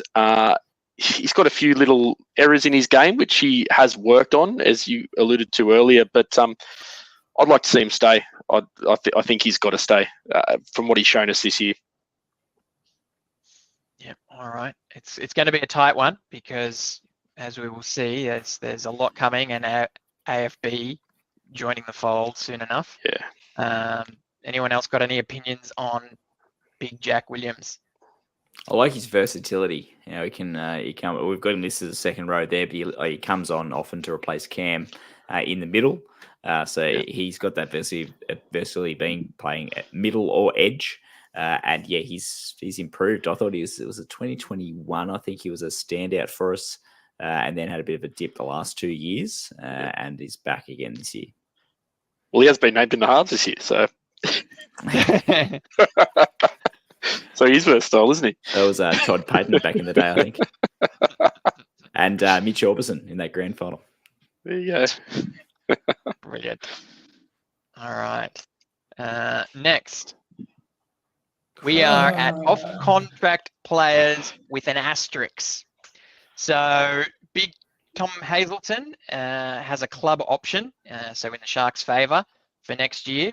Now, if you are to believe some online publications that have questionable sources, he has apparently, the club has taken up that club option and are negotiating to extend even further.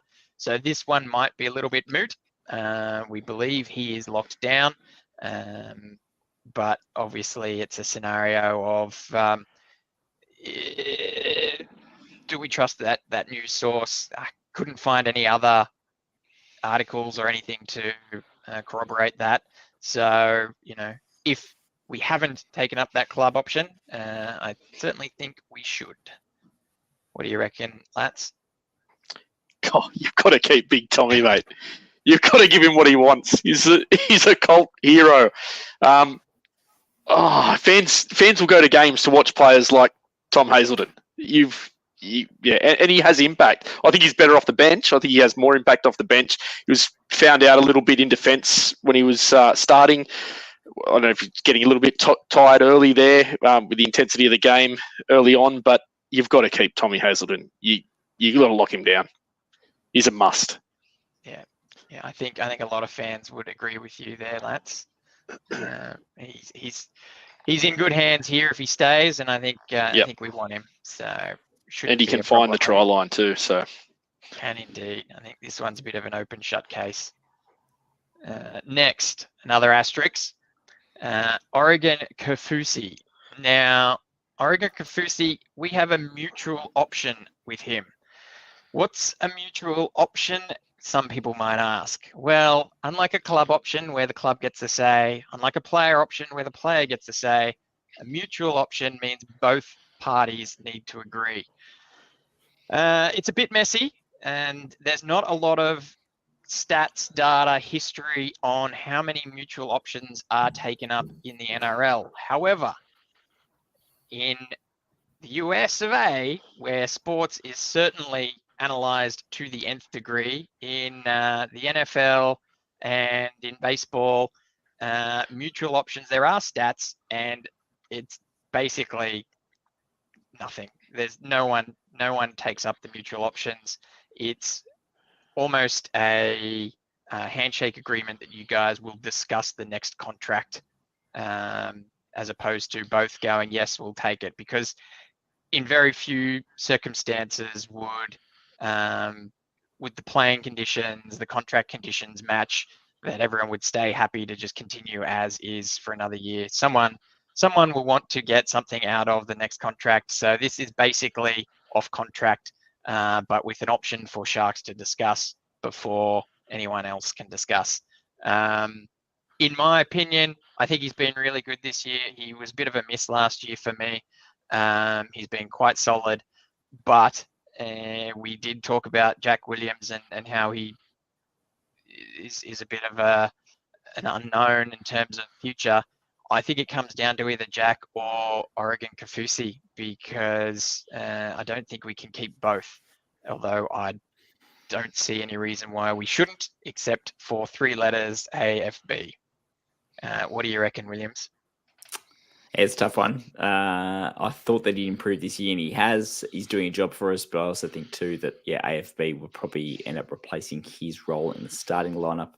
I think if you're going to keep one or the other, I think. So obviously, I didn't realize Kaufusi was so young, only 24. He will still have a long career with maybe another NRL club or the Super League, but I think he'd be the one to let go, as much as it pains me to say, given that I like him. I predicted him to go well. He was going well in the trials, and he's gone well so far. I'm looking forward to hopefully seeing him bounce back and be as explosive as he can be at the start. Not talking Royce Hunt explosive, but you know what I mean. Lays the platform well. I think he might be the one that doesn't fit.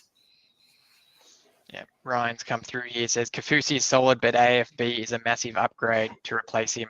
Happy if the club or himself don't take up the options. Now, I think if you look at that tackle efficiency of 95, he's certainly plugging up a hole. He's there in the centre, doing the hard work at the beginning of a game. I think, it's a tough one. You can't have all explosive players. You do have to have someone that sort of steadies the ship a bit. CK, you're pretty animated there. Do you have opinions on Kaufusi?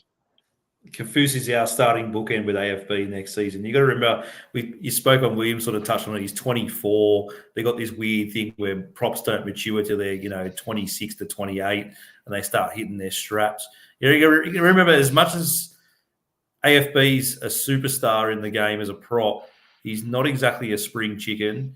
He does come with Franko's caveat and asterisk of leaving clubs in the lurch. He's also had his breach notice this season and dropped for one game for not hanging around post-team song. So for a bloke that's 24, tackle efficiency, he's been the sharp trajectory he's already had just this season alone.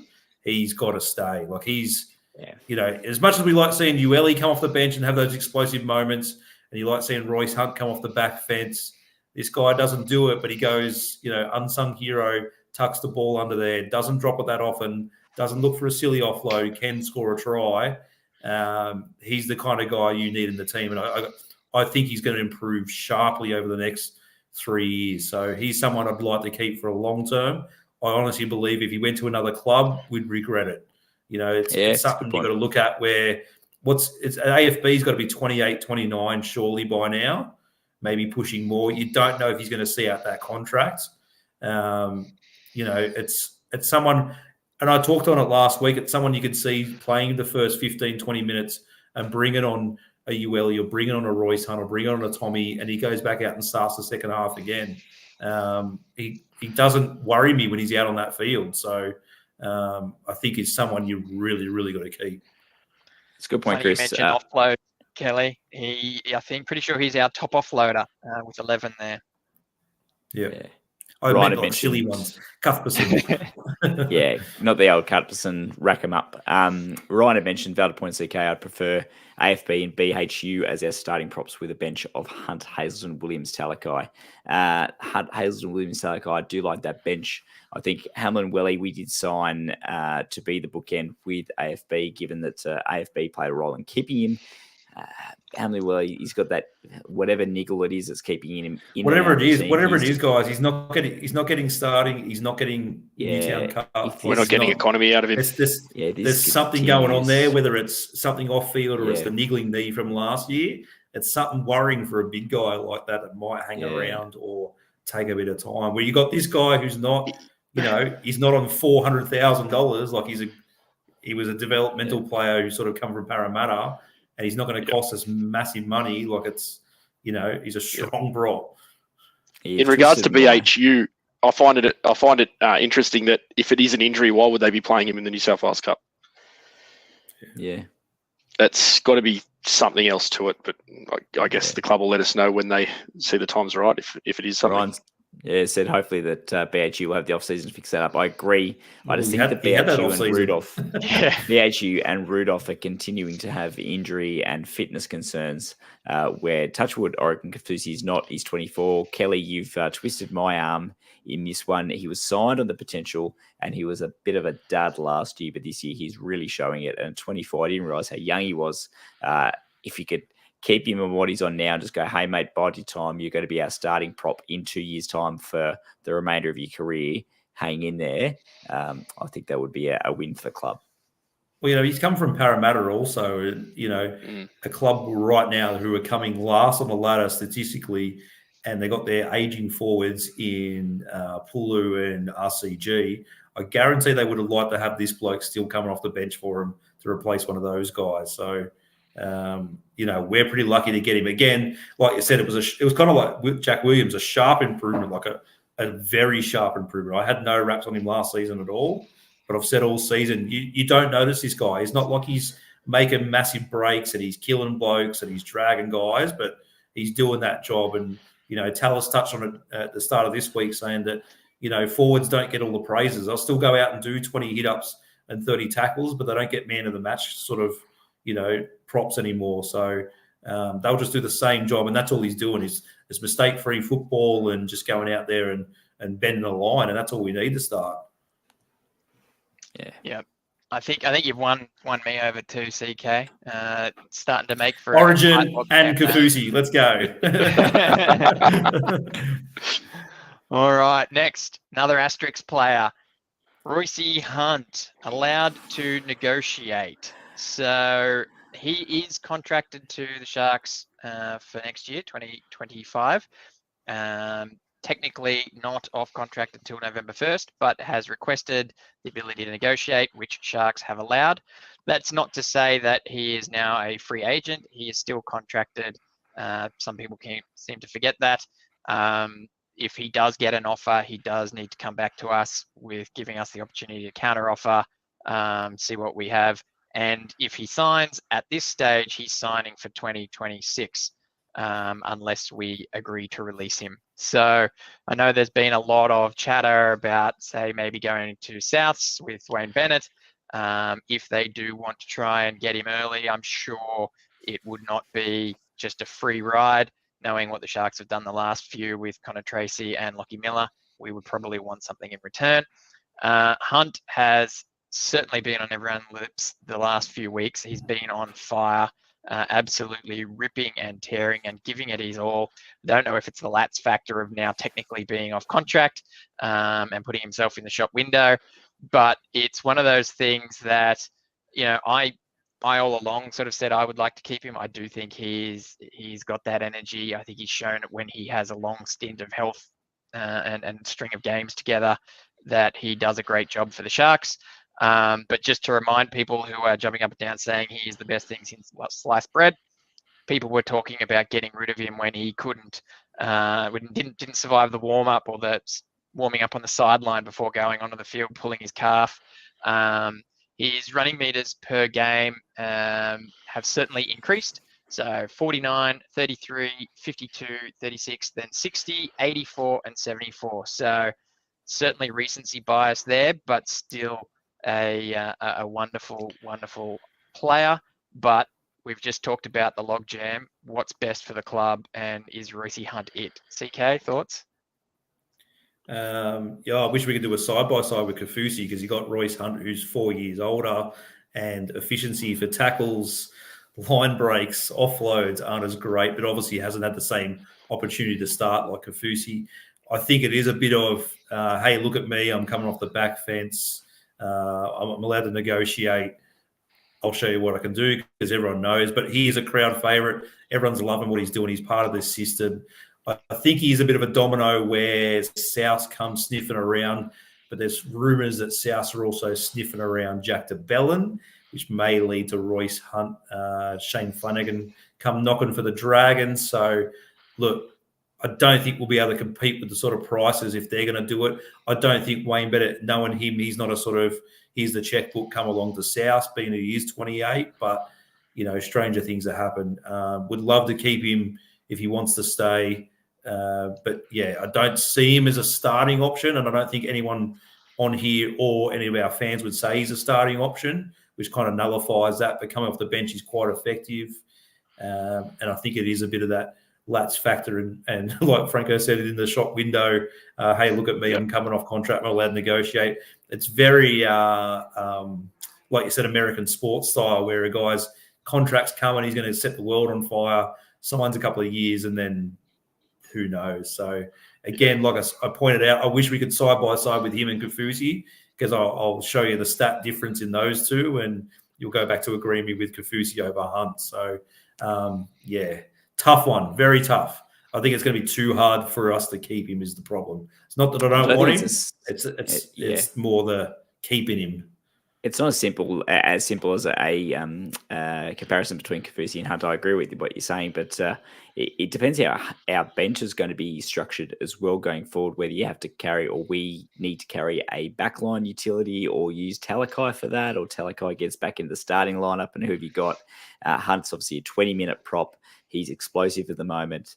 And it's fantastic. It's awesome for him. It's awesome for the team. But how sustainable is it? He's had injury concerns in the past. I wish him all the best and good health. But is it sustainable? I don't know. Also, the club's allowing him to go make hay while the sun shine. If he gets a big money offer and we can get some, as disappointing as it would be, I think at this stage of the career, the best thing for both the club and for Hunt would be to say, go earn your big money at whatever team signed you, and hopefully we can get something good in return to provide depth for us somewhere else. I don't think with AFB being that explosive player, Kaufusi probably going to be getting 40 to 50 minutes out of versus 20. Also, you got potentially Tapua as well, playing a similar role and showing that potential of how old he is. It's difficult. And Tommy Hazelton as well, maybe providing a similar role. It's hard. And Hunt is the form player at the moment. He's the form guy in our team at the moment. And it's hard when those players are potentially going to leave. But I think this might happen. Yeah, I think you're right with the bench. Oh, you go. Ryan here is saying, hopefully Hunt does a BHU and stays for the love of the team. Unfortunately, Ryan, in that scenario, as Williams just alluded to, love of the team is one thing, but where are you going to play him? There might not be a spot for him in the team, depending on the makeup or at least for one of these three guys in terms of Hunt, Williams, and Kafusi. Yeah, I think like William said, it depends on the makeup on the bench, and Latz will back me on this with the socials. It's pretty much every week is Atkinson should be 14. Like everyone's screaming for Atkinson to be 14 on our bench, which doesn't fit into the way we sort of play at the moment. But I can see where that turns into a different scenario. And, you know, like you said, Talakai's back in that starting team. We might lose Williams. You keep Talakai at 12, and then all of a sudden you need to fill a bench spot, and Atkinson's that guy, that sort of utility guy. So, you know, like we've said all along, Sharks fans, we're going pretty rosy. It's pretty good. Everyone's on contract, but, you know, 6 doesn't go into 4. So, yeah, it's just one of those ones. Yeah, it's tough, but I don't think I've seen as good a depth to squad at the Sharks that I can remember. It's just, it's rosy, as you said, CK. All right. Now, lock them up early. November 1st deadline. The next batch of players will be off contract come November 1st. Do we run the gauntlet and let them come off contract and sign them later, or do we try and lock them up now and see what we can get out of them? First up is young Cade Dykes. So obviously we all know the story about Cade Dykes. He was certainly headhunted by Bennett and Gould at the Dolphins and Bulldogs respectively before he'd played a single first grade game. He is lightning quick, really good at fullback, soft, silky hands, apparently pretty handy in the halves. But unfortunately, as we've seen over the last couple of years, is a little bit injury prone and hasn't had many opportunities to show his wares. I don't know about you guys. I would like to keep him, but I'm honestly just saying this based on potential. There's really nothing there that we can tangentially put our finger on and say that's why we need to keep him. Thoughts, Lats? Yeah, mate. It's a tough one. We expected so much out of him, and we were so excited to see what he could do. Got a couple little runs in first grade there, and then did the dreaded ACL. I think lock him up early before he shows too much potential, and we can get him a bit cheaper and make him lock in. We know he is capable. I'd just love to see him have a good run without injury. Does anyone know what's going on with him at the moment? Yeah, he's not named this week, so he's still out, injured. Okay. All right. Well, yeah, he is very injury prone, and he's only a small frame too, isn't he? He's pretty tall, actually. I think, you know, you'll be surprised. He's sort of similar build as Kennedy, but maybe not as bulky. Yeah. I think, you know. Yeah, look, we've already put so much into him, haven't we, in his development, and I'd like to see that continue. I'd like to lock him up early. Yeah, fair enough. He's his time out though through injury is giving young Ison plenty of opportunities in New South Wales Cup, who is one of our development players. I believe might be off contract as well at this point, but I couldn't confirm those details, so that's why he's not in the list. But young Ison or Ison, a fullback from the Panthers system, a running fullback, support player fullback, maybe not one of those sweeping play type fullbacks, but is certainly doing a great job there in New South Wales Cup, playing upper grade, who is still eligible for flag. All right, good. Samuel Stone Street. There's a few fans of Stone Street and the community. He got his opportunity for a first grade debut this year, scoring 1 try in the corner amongst friends and family, which gave us a great photo moment and highlight package. Now, he is probably lightning fast. I was going to say probably the fastest in the club, but I've got no stats to back that. It's just the eye test. He looks quick. He's chased players down. He's run away from players. And I like a team that has fast players that are able to go the length with an intercept or something. Something I feel we're kind of lacking at the moment. But that said, he is a winger, and our wingers are pretty handy at this stage. So over to you, Williams. What are your thoughts here, mate? Keep. Absolutely keep. Obviously, Katoa and Mulatalo are great, but and Touchwood haven't had an injury of late, but they both had injuries in the past. You need that depth. He's the next man up. Keep. Solid. Done. Okay. can't argue with that. I think he's certainly worth keeping. He does seem to love the club as well, local junior. So I think he will be happy to bide his time, though. I don't know if we need to jump on and sign him up before November 1st, but absolutely keep. Yep. I don't think he'd look out of place in the centres either. So if need to fill in, he could. Yep, brilliant. Braden Trindle, off contract November 1st. So Braden has certainly cemented his spot at halfback, but given little indiscretion that sat him out of the game for a few rounds, he allowed Atkinson to come in and sort of show that we do have capable backups. There was, for a little period of time, the socials and various fans sort of saying maybe Atkinson should be there instead of Trindle. I'm not sure I agree. Again, looking at that age, 24, this is his first full year of NRL. Previously, he's only been off the bench or filling in. I think it's his team to do what he can with it, and probably should be sticking around given the choice between the two. But that said, can't argue with the fact that that he's got someone nipping at his heels. CK? Yeah, I think given that, like you said, the off-field discretion, and we sort of stood by him and helped him out, I think it's not a rush to get him November 1st. Again, like I said, it's one of those things where there's not a lot of halfbacks running around the NRL, but I was quickly just going through my head as you were rattling off on his stats, who would sort of pick him up, and it's probably only a Canberra, maybe a Titans come sniffing, but obviously they've discovered Jaden Campbell can play 6, and they've got AJ Brimson. I don't think you can see Trindle moving down to Canberra anytime soon, given the reports on how fun the town is. Might be a handy replacement for Luke Keary, mate, at your Roosters. Yeah, it could be, but again, we saw how Robbo's pretty cutthroat on his halves, so I don't see him going there either. A bit of nepotism at the Dragon, so he couldn't see Flanagan get replaced because his son's got to play there.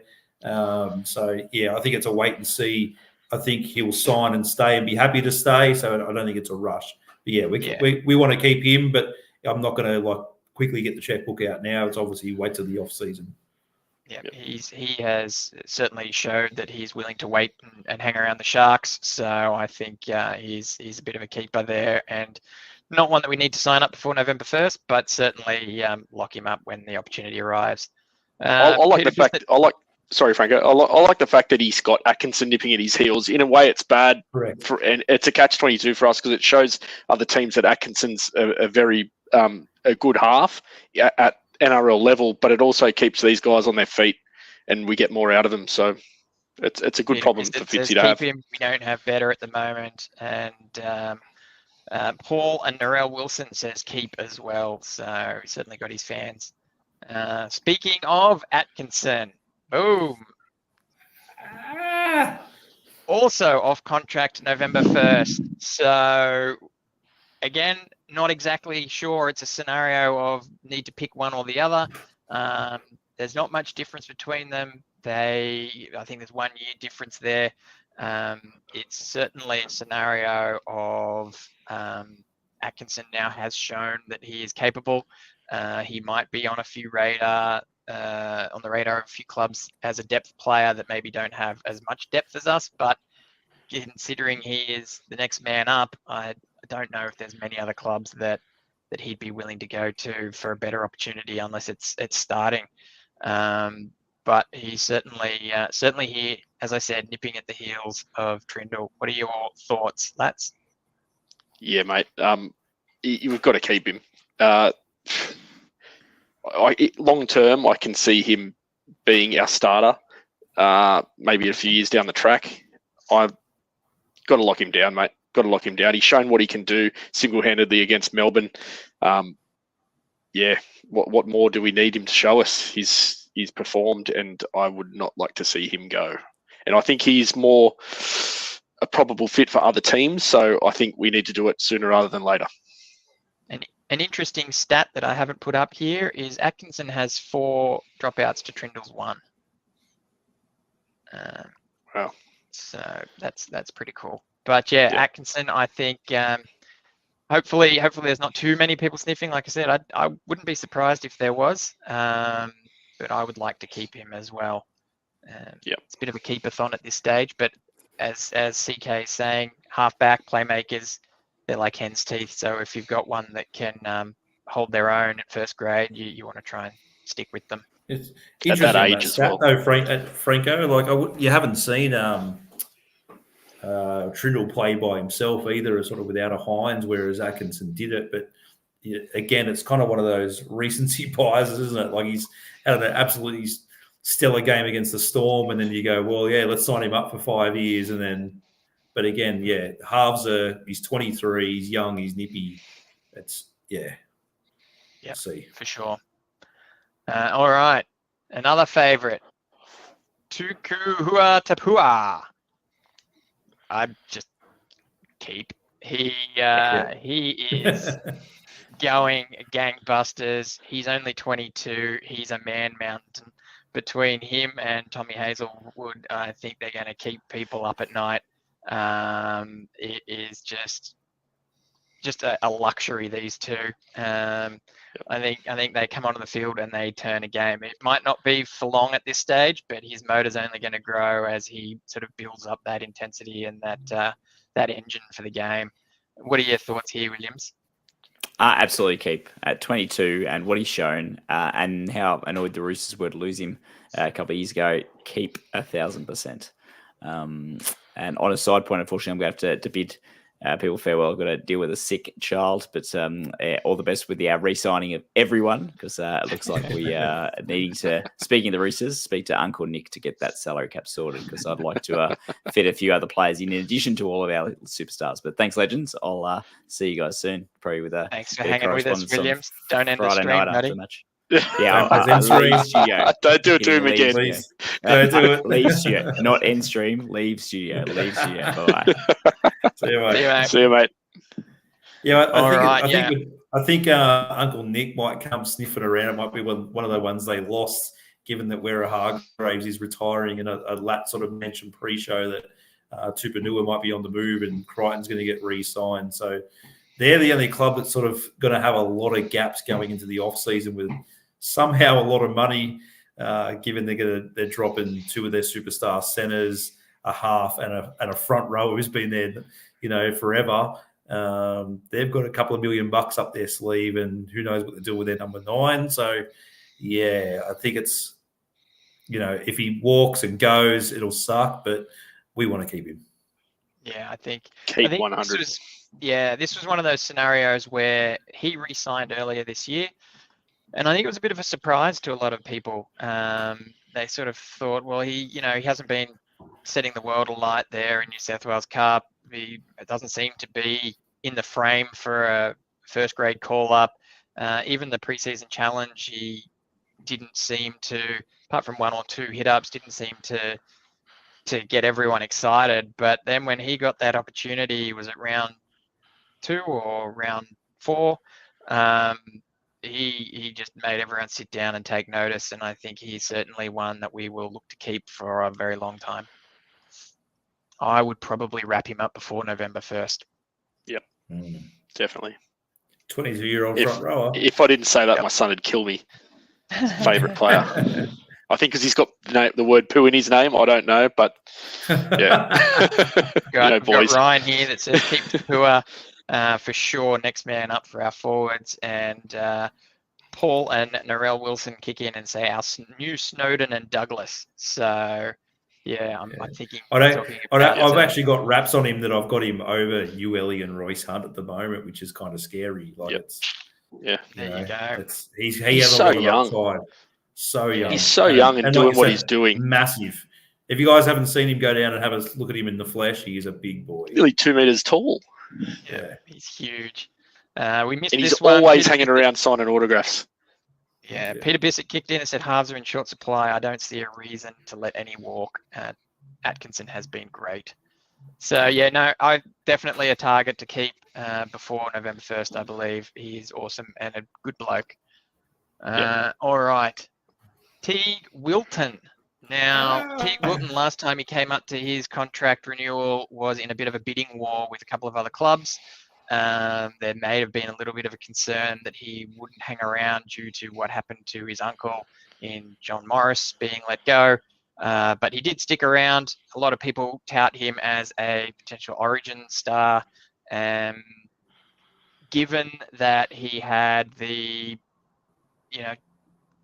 clubs chasing him last time, do we assume that will happen again, or has the last couple of years been quiet enough that there's other targets for these clubs?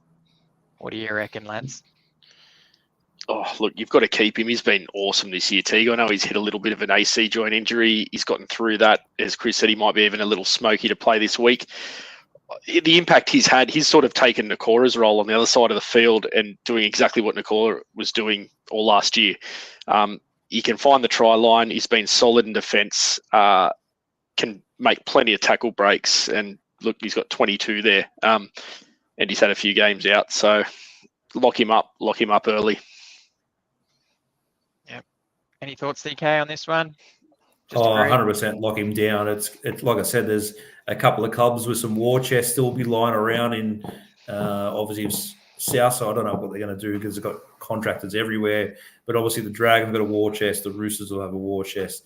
The Tigers, although they've got a lot of young kids, would love to have someone like T. Wilton after losing Papali'i to the Panthers. So there's a lot of clubs who would like to have this. It's Nico's favourite target to his left-hand side, and surprised those tries aren't a lot higher because he must go close a lot more time. So, yeah, I'm sure the club's in negotiations with him right now. He's another player that fits that narrative of that age, only 24, a couple of years under his belt, big future ahead, part of that keep the nucleus together type mentality, I believe. Yeah. The next one, the other big guy, Britton Nikora. Peter Mooney, I'm coming down to have a chat with you about timelines, mate. You're killing us. Even if you have to do the Dragons, lock him up in the basement that they've done the hunt, we've got to lock him up. I just sign him now, sign him long term. Don't let him go anywhere. In my opinion, he is one of our best. He's one of the best in the competition. Yeah, he is. Don't let it get to November 1st. We've got to have him. Thoughts, CK? Lay it down on us. Yeah. The problem is I'm now retracting everything I said earlier and every other player. These two are our priorities in Nikora and T. Wilton. Nothing else but the checkbook thrown at these two. I'm sorry to all those other guys I said keep for sure. You're fighting for crumbs. These are our two go-to guys. Match payments. Because you know what? The other guys are going to be in negotiation for not just money, but also positional. Like you talk on Puru and Atkinson, Williams, Royce Hunt. How much playing time are they going to get? These are our two starting gun second rowers who every other club would love to have. These are two are priority number 1 and number 2. Yep. And probably tie one together. It's just it's not even a question. It's we're going to sign these two and we'll try and find cap space for everybody else because this is the priority. These are those sort of leadership players you need in your team that the younger forwards look up to. We've been missing that since we lost Gal and Wade Graham. And you can't let players they're only going to get better. I know. They are young, 24 and 26, and they're going to have these guys looking up to them, and they're laying the platform for these guys coming through. And this is why our forwards are ticking so nicely. We're not trying to outdo each other, but they're just seeing what the other guys do and want to put in. And you can't let players like Teague and Nikora go. And, we sort of loved, and everyone will know, Jason Bakura and players like that. I'd even have Nikora over Wade as more important right now. Like Wade off-field was huge. It was a big signing, come as a 5'8" and a rep player. I wouldn't put him over Luke Lewis, but Nikora, it's just one of those ones. Like you saw that, it gave us an opportunity to win that game or go to extra time the other night when he set up that try. And that's just playing out wide. At one stage, he was on the wing making a break as well. Like he's just...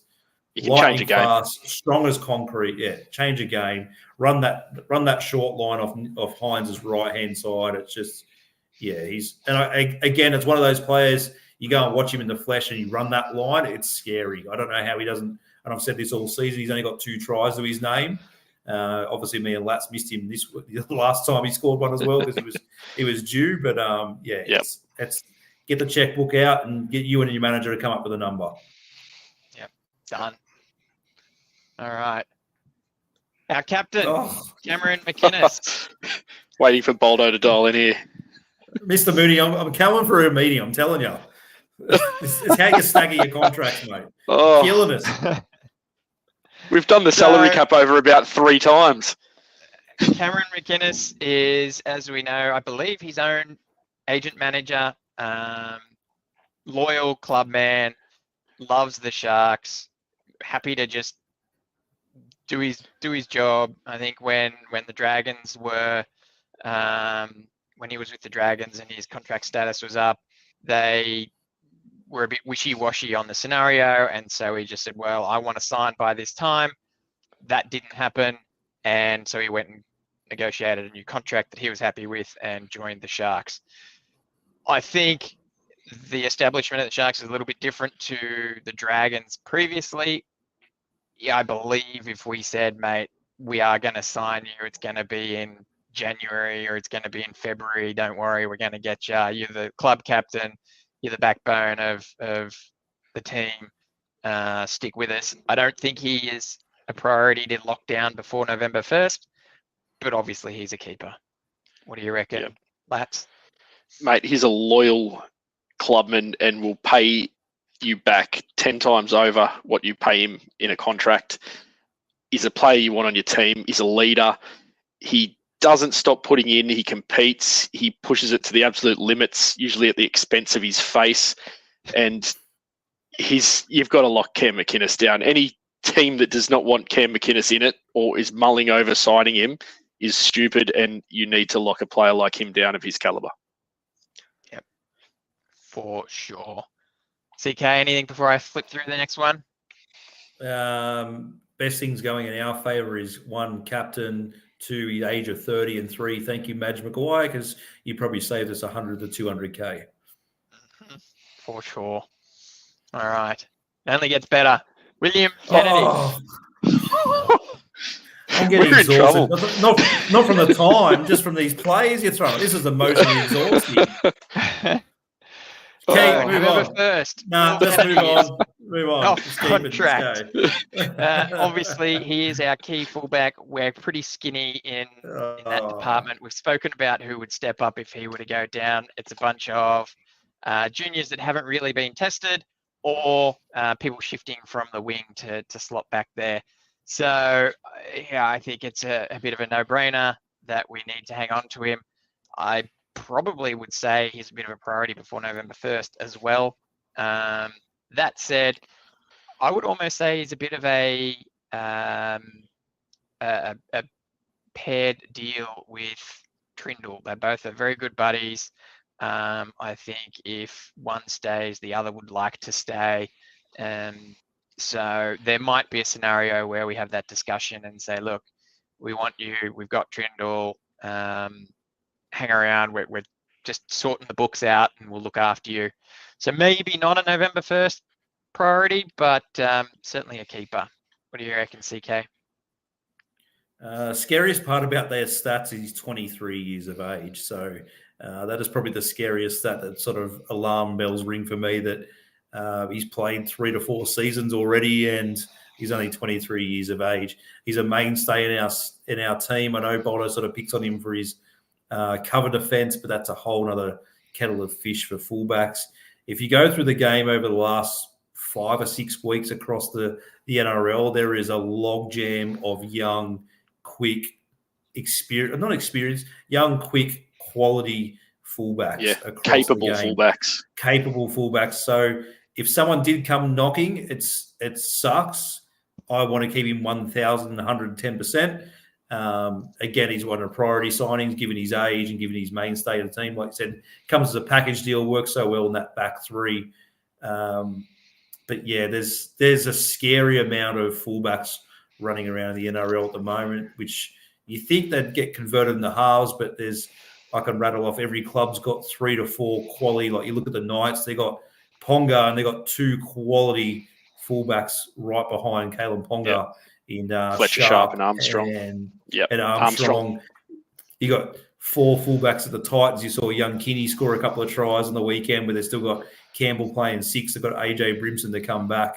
You got Buller at, the West Tigers, who forced Dane Laurie to go off to the Panthers, who have got Dylan Edwards. You got the Storm, who've got Pappenhausen come back, and Far Logos playing on the wing, or if not the bench. Like, it's crazy scary. You got Sloan at the Dragons. You got the list goes on and on. So I'm not too worried about him. Someone come and knock him, because there are a lot of clubs with a lot of fullbacks on their books. But yeah, he's obviously 1,000% to stay, and sign him up soon. Yep. All right. Good. I don't know how many of those superstar fullbacks we've got on our books though. So certainly someone. Yeah, well, that's as much as we hate, and I go on about Origin and watered down games. At least you get to see there's a few guys can handle that sort of step up. So we might find someone who we lose a couple of our forwards, and we start finding a couple of these gems to come and play along. So it works. But again, if we go to 18 or 20 teams, we'll see what happens. Yeah, well, that's right. That'll expand, right? It'll explode. All right, next. Gets better. Ronaldo Mulatalo. I do remember that, there was multiple signings a couple of years ago in the 2019-2020. So I do recall this happening in one big fell swoop and thinking, how good's this? They're all locked up. But Williams alluded to it, where they all sort of did that brotherly agreement. We all take a bit of a pay cut. Let's all try and stick together, and we're going to do something special here at the Sharks. So yeah, it's not surprising that they're all sort of coming off for the same time. Hopefully that kind of thing is going to happen again, I suppose, and they all want to stick around. But yeah, 24. Ronaldo is up, and he's all yours. CK, tell us, what have you got? Oh, Ronnie, mate, he's the other poster boy behind Nico. He's staying, so don't even worry about it. Lock him up again. See what he wants. I don't think he's that happy. Like you said, we've got such a happy time at the club at the moment over the last 3 or 4 seasons, even with the coach change. I don't see him moving on. I think he loves the club. He loves the area. I'm pretty sure he still overlooks Shark Park in one of those newer apartments. So I don't see him moving on. He lives around the corner from me, mate. Oh, there you go. He's moved. Oh, sorry, I did forget that. I did forget that. Sorry. Apologies. Maybe that was part of one of the deals he did in the apartments at the start. It's he'd break Latz's nephew's bank if he moved on to somewhere else. Sign jerseys. Check them out, guys. If you need a signed jersey or a game-worn jersey, there are a few floating around. So if you want to get your hands on one, Ronnie's all more than happy to help people out. So I don't see him moving on. Like, we make T-shirts of the guy. We make face masks of him. He's electric. He scores tries non-stop. We coddled him during the Origin saga.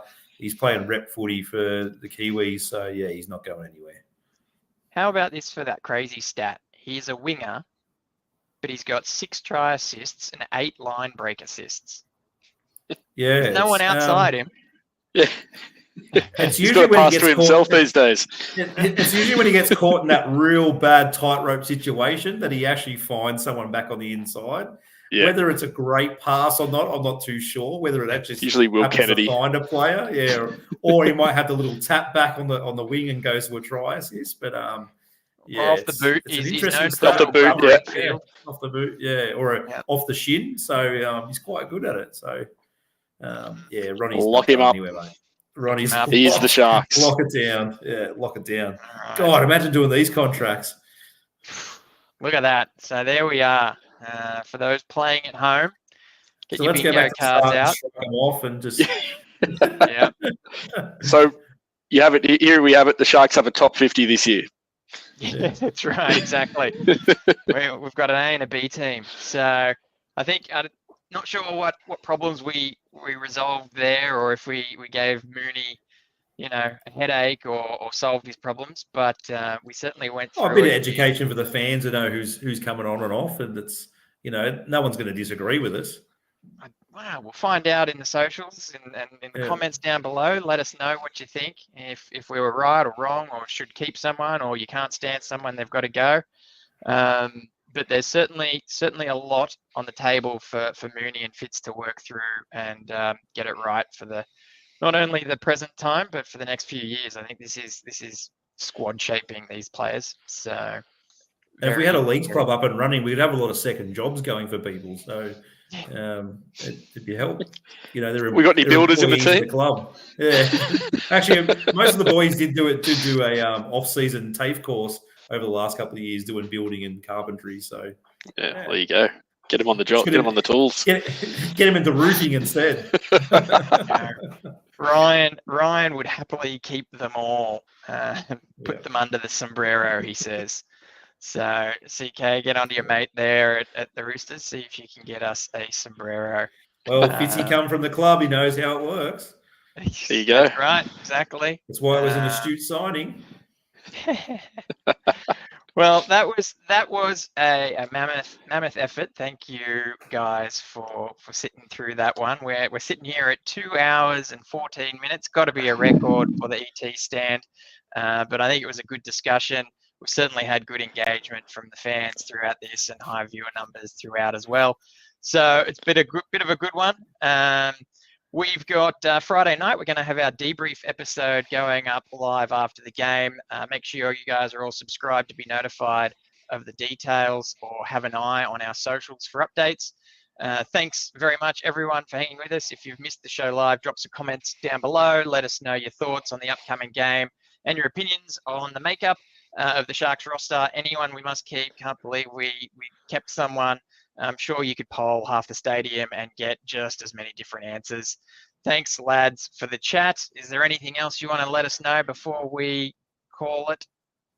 No, mate, I think it'll take my son to school in about half an hour, so better be off. I'm just going straight to work.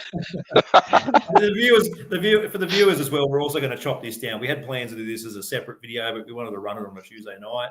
So you will be able to watch this in a separate incident. I'm sure it'll knock over anything that Boldo's thrown up before. So absolutely. Well, I'm looking forward to Friday night. Footy's back, guys. Up, Cronulla. For over 50 years, people have come to see the Sharks play. Talent, skill, speed, intelligence, elite-level athleticism. That's not these guys. Biased, one-eyed, opinionated, more often wrong than right. They make up for their complete lack of talent with pure dribble, gibberish, and enthusiasm. This is the ET Stand Podcast.